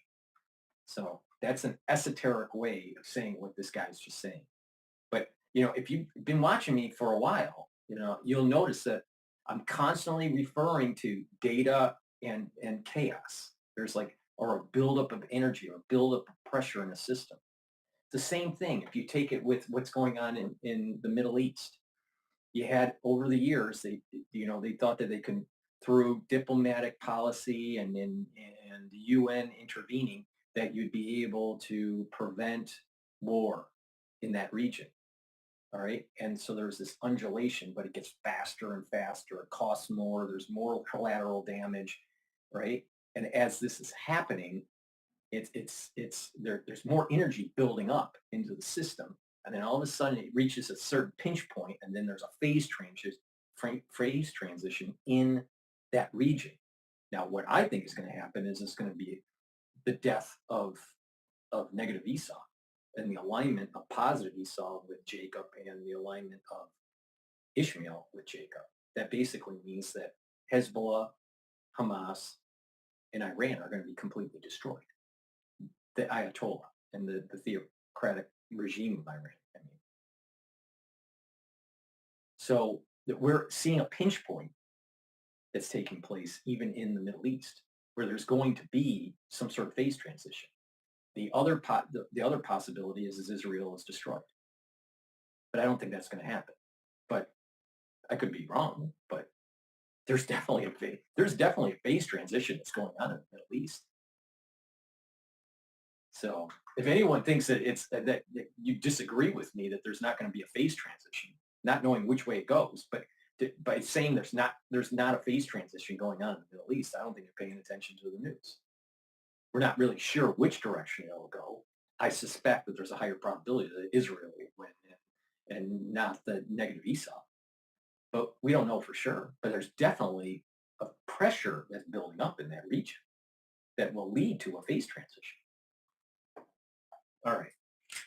Before we continue with CNN, please go to my store, the-studio-reykjavik.com. If you're having a problem sleeping at night because you're listening to my channel, please go to my store, the-studio-reykjavik.com, and get the Good Night formula.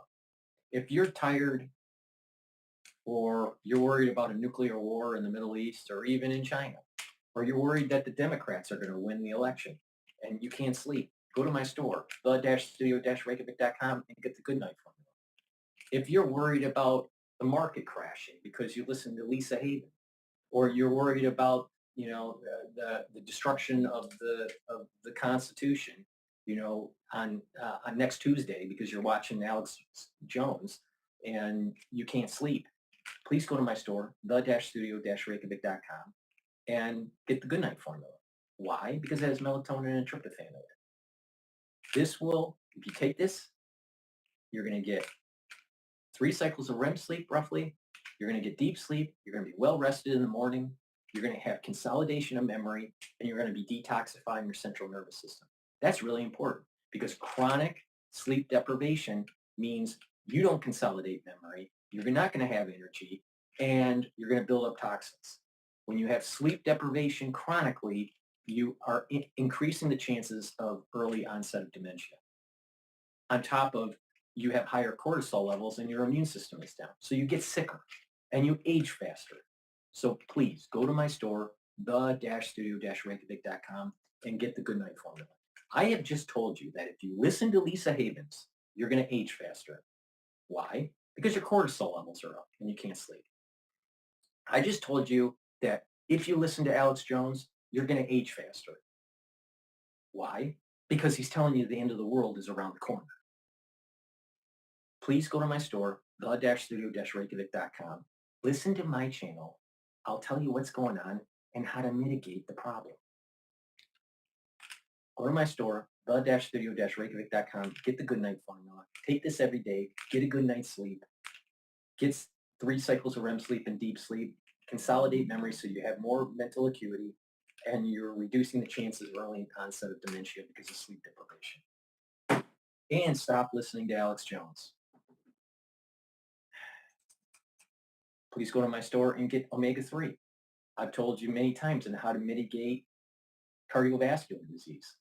Omega-3 will lower your LDL levels and increase your HDL levels, and omega-3 will help prevent red blood cells from sticking. This is synergistic with nattokinase. So please go to my store, the-studio-reykjavik.com. Listen to how to stack these things and improve your health. It's a very high quality product. I've partnered up with Rainbow Herbals, and we have developed these great deodorant bars that are dual purpose.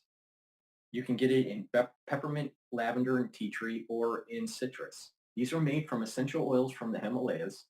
It doesn't have any aluminum in it, and it doesn't have any baking soda in it. They're made from natural ingredients, very high quality. You use it as a deodorant every day. It's for males and females, and it can slowly detoxify your body. Get a couple bars for your household. Use it every day. Detoxify your body and smell nice. All right? By detoxifying your body, you're mitigating the problems that toxins cause with your endocrine system and your immune system. Please go to my store and get the Max 35 or the Max 14. You take a teaspoon of this a day, swish it in your mouth, gargle with it, and then swallow. Gargle maybe 20 seconds or 30 seconds and then swallow. If you're not feeling well during the cold season, take a tablespoon or 2 a day. Very simple. I take a teaspoon of this every day for 4 years, more than 4 years. So please go to my store, the-studio-reykjavik.com, and take the structural nano silver liquid. All right, now let's go back to CNN. Up in the morning, it gets me truly excited as a political sort of science. This is a really interesting way to look at it. I never would have thought of this, but basically what the polls are showing right now, the closest race in terms of the electoral vote that we've ever seen. Exactly. That's fascinating. All right, how about in the key states? Yeah, how about in the key states? You know, it's not just when you tally up the electoral votes. Harris likely must carry 3 of these 4 states to win, and these are the states most likely to determine the electoral college. Look at this. North Carolina, less than a point lead for Trump. Wisconsin, less than a point lead for Harris. Michigan, the exact same thing. Pennsylvania, the exact same thing. Basically, the 4 states that are most likely to determine this outcome are all within a point. And when we span this out to the electoral college, what do we get? We get exactly this. Harris with that 276 electoral votes because she carries these Great Lake battleground states, right? But let's just say we flip Pennsylvania and the polls don't match the result exactly right. What happens? We flip Pennsylvania to red, and then we get Trump to 281 electoral votes, which is not really much of a long shot, given that at this particular point, the race in Pennsylvania is within a single point. All right, you know, you just show those 4 states all within 1 point. You know, Pluff, who's working for the Harris campaign, says all 7 swing states are within 1 point. Have we ever seen so many crucial states so close? No, I went back since 1972 at the final Michigan, Pennsylvania, Wisconsin polls ever been so tight. No, they have not. We have never had a year where any one of these states was within 1 point. And this year, John, all 3 of them are within 1 point. It's a historically close campaign, whether you look at the national polls or at the state polls, like we just did. And I think we just got united. You know, the thing is that Michigan, Pennsylvania, Wisconsin, you got to hold the line. You got to hold the line. So a Republican can get into the White House, and for Republicans to win the Senate and the House of Representatives. It's really important. Hold the line. I'm saying it is close. Arian, thank you. Thank you, John. With just 14 days until Election Day in America, let's bring in CNN political director David Challey to tell us the one big thing they need to know today. David, what does that take away? Well, you said it. It's too. This is a chat GPT for Airbnb. This new income assistant is trying to find you semi-passive income. Well, you said it. It's 2 weeks to go until we count the votes. As you know, Sarah, more than 15 million people have already cast their vote in this election. The election is very much underway, but as voters are dialing into this race and prepare 2 weeks from now to watch, of course, right here on CNN, the vote returns unfold, it is important to take stock of where we are and what that means for when we'll know a result. And patience will be in order here. So just looking at the blue wall states, those 3 yellow battleground states you see there in the Great Lakes region, Pennsylvania, Michigan, and Wisconsin. We know that in Michigan and Wisconsin, the big city population centers of Detroit and Michigan and Milwaukee, Wisconsin, they may not report all their vote until about 4 o'clock in the morning on Wednesday. Obviously, we'll need to see what that vote is to understand what the total state of We know all about 4 o'clock in the morning counting in Detroit. Shit. I'll tell you, they are setting it up for you know, a magic trick. Get the polls close so it's easier to flip. Easier to flip the vote. That's what they're doing. The perception, I think what it is, the reality is Trump is winning in the polls more. They're trying to create a perception that's closer. So maybe no projection on Tuesday night from those states if it is as close as polls suggest. And in Pennsylvania, they can't even process the mail ballots until Election Day, until the polls open. And so therefore, Sarah, given that half the electorate may end up voting by mail, or voting early, it's going to take a little while for folks in Pennsylvania to process, unfold, flatten, and count all those ballots. That's okay. Back in the olden days, we didn't know who was the president until a few days after. So don't worry. We don't need to know who the president is, at 11 o'clock or 12 o'clock in the morning, right? We don't need to know. We can wait a day. Just all I want is whoever's voting is a legal voter and that everyone's vote is counted. Now, 4 times, but once. All right? No illegal voting and no double counting and no flipping. That's all I'm asking for.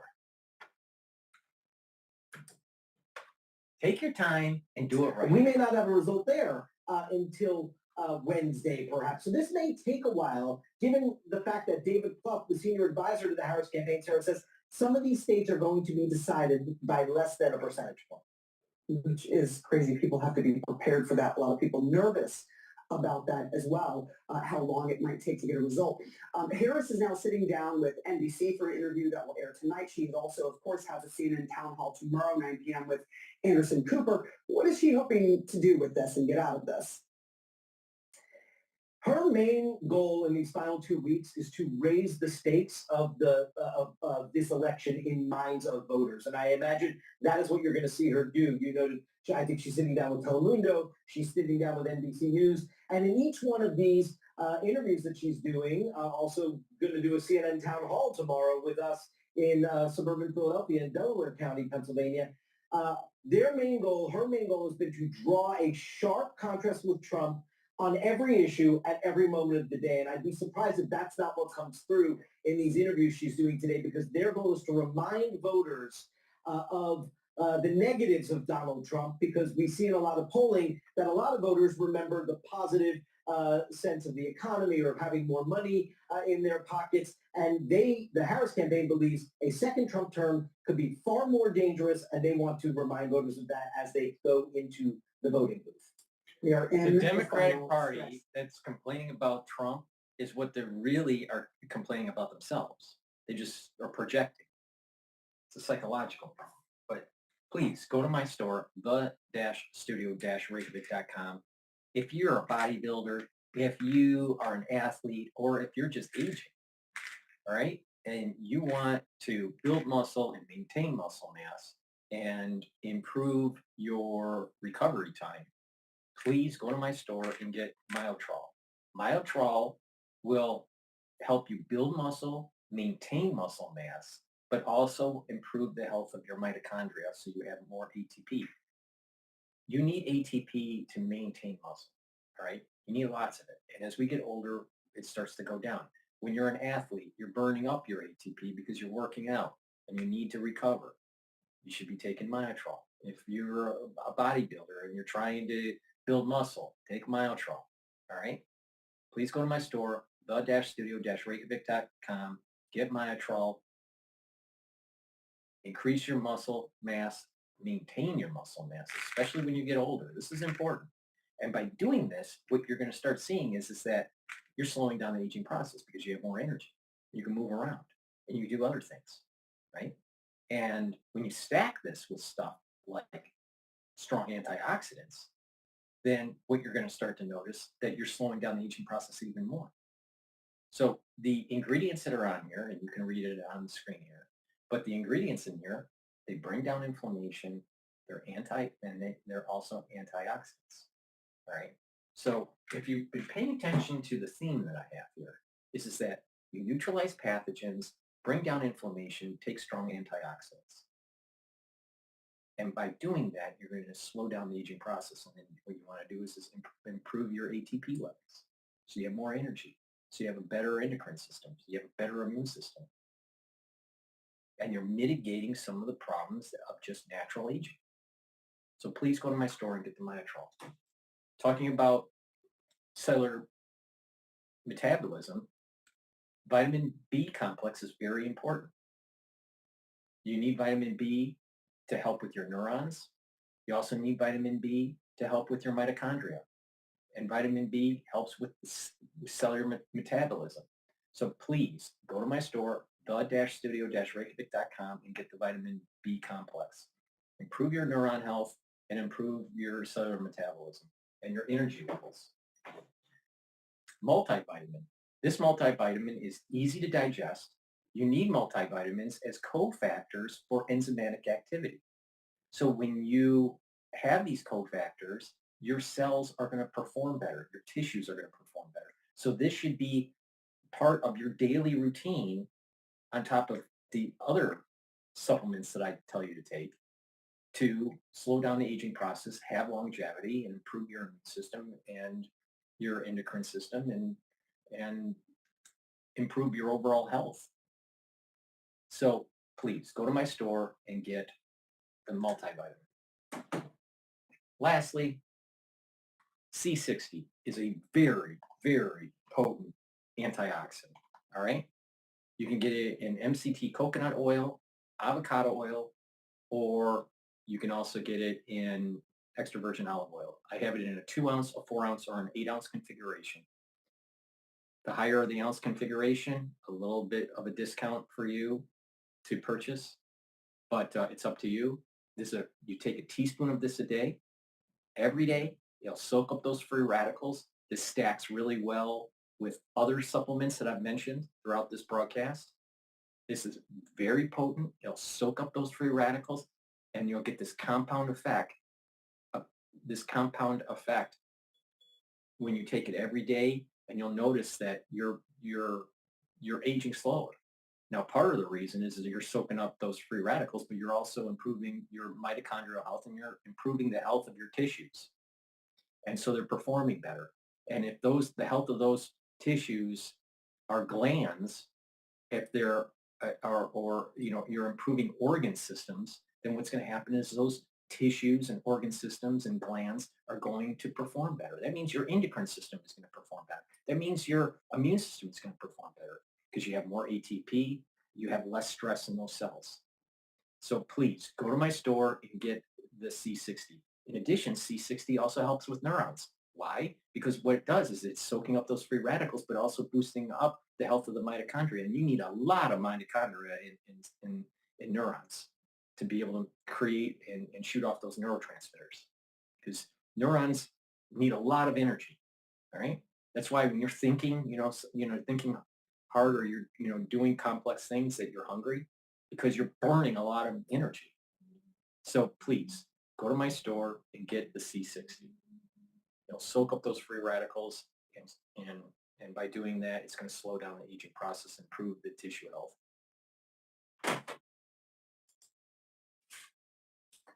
Good challenge. It feels like it came so fast. Thank you so much. Appreciate it. Yeah, thank you. All right, with us now, CNN senior political analyst Ron Brownstein and Republican strategist, former RNC communications director Doug High. Gentlemen, Vice President Harris spent an entire day in the 3 blue wall states, a phrase I believe invented by Ron Brownstein. Nice to have you here.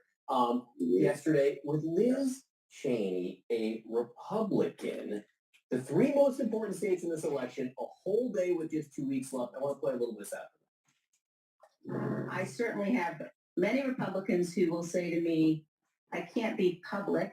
They do worry about a whole range of things, including violence, but they'll do the right thing. And I would just remind people, if you're at all concerned, you can vote your conscience and not ever have to say a word to anybody. And there will be millions of Republicans who do that on November 5th. So that was the message sent, Ron. And the question is, to whom? Yeah. Is it just Republicans, or is it a little more complicated than that? Yeah. Look, I thought that was the message that was targeted precisely at the voters who are most available to her in the places where they are most available to her. If you kind of look at these 3 states that fell out of the blue wall in 2016 and Biden put them back in 2020, Michigan, Pennsylvania, Wisconsin, key to his improvement there was that he ran better than Hillary Clinton did in the big suburban counties, the 4 suburban counties outside Philadelphia, the Loudoun counties outside Milwaukee, Dane County, which is Madison, as well as Oakland County outside of Michigan, outside of Detroit. That's where she was. And in 2022, John, it's important to note the Democratic gubernatorial candidates generally ran better than Biden did. 2 years earlier, that was the first election after the Supreme Court rescinded the nationwide right to abortion. So, I'm just back from Oakland County myself. I think if you look at these places, they are the communities where Harris is most likely to improve on Biden's 2020 performance, particularly with college-educated white women, maybe also some of the non-college white women in those communities. And the Cheney appearances, I think, was precisely targeted to try to increase the permission structure, to slice away a few more points of those votes maybe some among, people identified as Republicans, but certainly among independent voters who have previously voted Republican most. If Trump is so bad, why is Harris sucking in the polls? So 36 hours to the town hall, all right, or roughly, is so tomorrow at 9 p.m. there's a town hall on CNN with Kamala Harris, all right? I wonder how softball it's going to be because CNN doesn't like Trump. I'll tell you, I hope Trump wins so all these freaking ultra liberals, just their head will explode in real time. Economic issues, but find Trump a threat to their rights, their values, and are receptive to the message that he's a threat to democracy itself. Think about that. A threat to democracy. All right. First of all, Republicans, just the term Republican means constitutional republic. All right. You have representatives, right? You have a republic, right? And the Democrats, they want mob rule. They want majority rules. Not only that, if you listen to what and Obama loves to to align his stars with Franklin Roosevelt. Roosevelt wanted to stack the court. Roosevelt didn't like the Constitution putting guardrails on his New Deal policy. Doesn't that sound awfully familiar with Obamacare and with the Green New Deal? All right. And the Democratic Party wanting to stack the court with more justices. So this stacking of the court goes all the way back to Franklin D. Roosevelt. Oh, Democrat that wanted to continually be elected. See that? See how that is? They want to demonize the Republicans, saying that they want, to be never-ending king of America, right? But it's really the Democratic Party that wants to erode the constitutional freedoms because we're a constitutional republic. That basically means it doesn't matter what the mob rule thinks. It doesn't matter what the majority thinks. It's what the representatives are voting in, but also your civil liberties and property rights are protected by a constitution independent of what the majority thinks. That is why Republican policy is better off for this country than Democratic policy. Because the Democrats want to erode the Constitution. The Democrats want to stack the court. They want mob rule. And then when they don't get it, or they're afraid that there may be conservative judges that are put on the Supreme Court, what do? They burn down the town. They try to demonize the individual and make up stories. They are mobsters. They act like mobsters. So this bullshit that Trump's going to be some sort of dictator, how's Trump going to be a dictator when we have balance of powers? Now, the Democratic Party wants to try to erode the Constitution. I mean, Pelosi said that. Listen to Waters and Pelosi when it came to, go and, create havoc in the streets and push and demonize Republicans and Trump. They act like mobsters.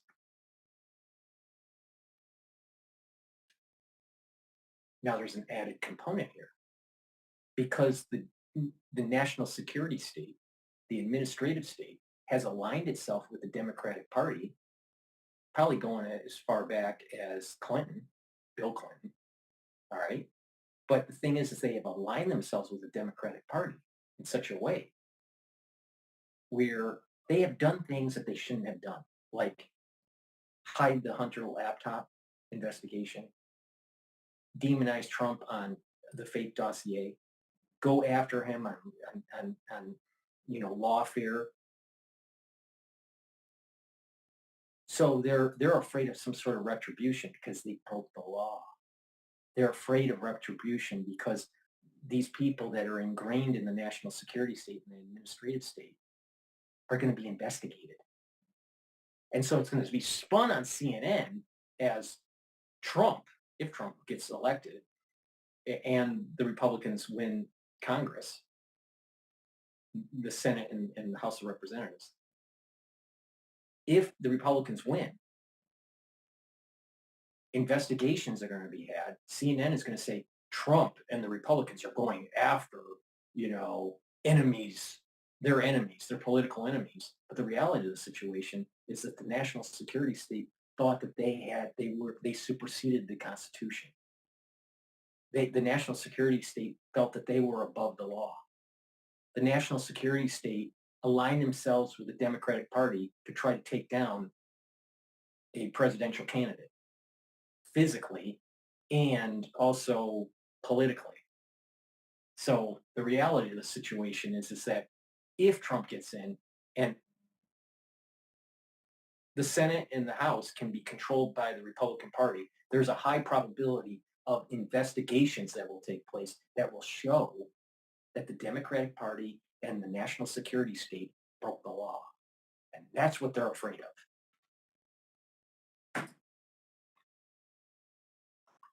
The swing voters. The Haley voters, maybe from the primaries, who, by the way, weren't all registered Republicans. Yeah. Look, you're talking about the same subset of voters, right? Some of them are registered Republicans, some of them are independent. And they're looking for, as Ron said, that permission structure to vote for Harris. But they also want to hear from Kamala Harris. So the events that Harris did yesterday with Liz Cheney speaks to some of their concerns. But these are the same voters who were saying to the Harris campaign. How could these voters not have heard Kamala Harris? Either at the DNC convention, either her first interview on CNN that was a bomb, a record viewership on Fox, and all the sound bites that are going on when she's doing her rallies or town halls where she flops. You got to be a frickin' hermit to not know what she represents. You got to be a frickin' hermit to not know what her policies are or lack thereof.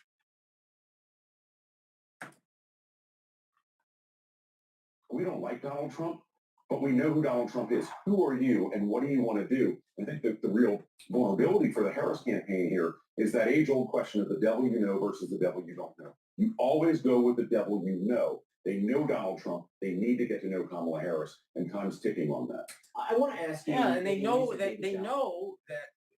that Trump did a very good job as president for his first term, and he had to deal with a major crisis. We know what that crisis was. Thank you, Dr. Fauci.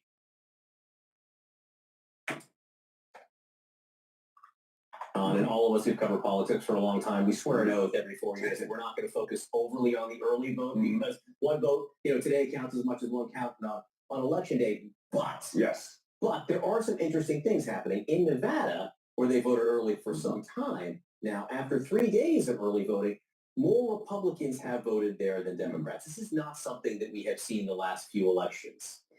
What is this a sign of? What are the possibilities here, Doug? So I try and thank you for asking, whatever his name is. Thank you for asking me. It's a sign that Trump has a higher probability of a total landslide. Assuming there's no impropriety with, little boxes that count ballots.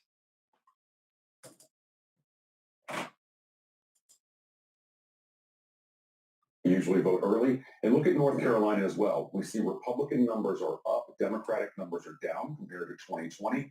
But I'm not looking at the Republican or Democrat numbers. I'm looking at the unaffiliated voters in North Carolina. And what are they going to do? What have they done already? And over the next 2 weeks, where are they? All right. Please go to my store, the-studio-reykjavik.com, and get the supplements that I've mentioned throughout this broadcast.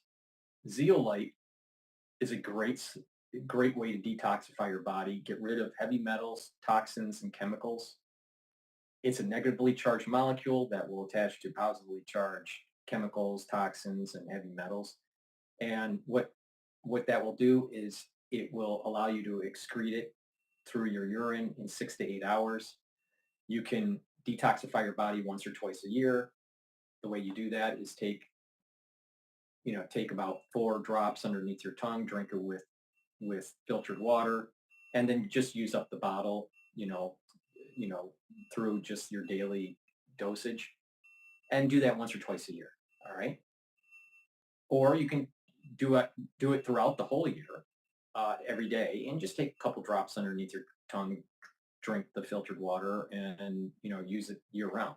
It's up to you. Some people detox their body once a year or twice a year or throughout the whole year. It's up to you. This zeolite you can take year round. So please go to my store, the-studio-reykjavik.com, and get those heavy metals, toxins, and chemicals out of your body. That includes forever chemicals. All right? And it's important to mitigate your exposure by making sure you filter your water and make sure that you eat properly. Stop eating those processed foods. And also, if you can, filter your air. Digestive enzyme complex. A great way to reduce the stress on your pancreas. As we get older, our pancreas start to age, and it needs a little bit of help. This digestive enzyme complex helps to break up proteins, carbohydrates, and lipids, so you're going to be able to absorb those nutrients better. It's going to have less stress on your pancreas. If you work out, if you're an athlete, you'll be able to recover quicker by taking the digestive enzyme complex because you're breaking up those nutrients and absorbing them for recovery. In addition, this has bromelain in it, so it's fibrinolytic. And the proteolytic enzymes that are in here will break up glycoproteins. That's really important during that 2020 crisis and the aftershock of the 2020 crisis. This is also synergistic with natto kinase. So please go to my store, the-studio-reykjavik.com, and get the digestive enzyme complex. You should be taking it every day, especially if you're older, because you don't want to stress your pancreas. NAC. I've added this to my daily routine. Why? Because the longevity gurus, the anti-aging crowd have been stacking with NAC. The reason why it works is it brings up your glutathione levels, so it soaks up free radicals. This is a different way to soak up those free radicals. It's synergistic with C60 because C60 is soaking it up in one way, NAC is soaking it up in a different way. So it's important to attack and soak up as much free radicals as you can. In addition, this will help to reduce anxiety, and NAC helps to detoxify your liver and your kidney, especially when you take acetaminophen. So please go to my store, the-studio-reykjavik.com, and take NAC every day. Very, very important. Let me repeat myself. NAC is something you should be taking every day. Add it to your stack. And you're going to be able to really get a supercharge out of the C60 by stacking it. So please go to my store, the-studio-reykjavik.com. Thank you for listening.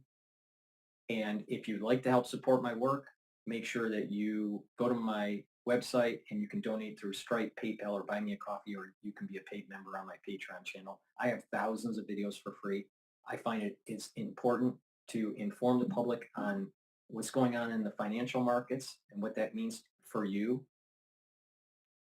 what's going on with politics or international affairs and how that may affect you, and how to improve your health. So please go to my store, the-studio-reykjavik.com, and help support my work.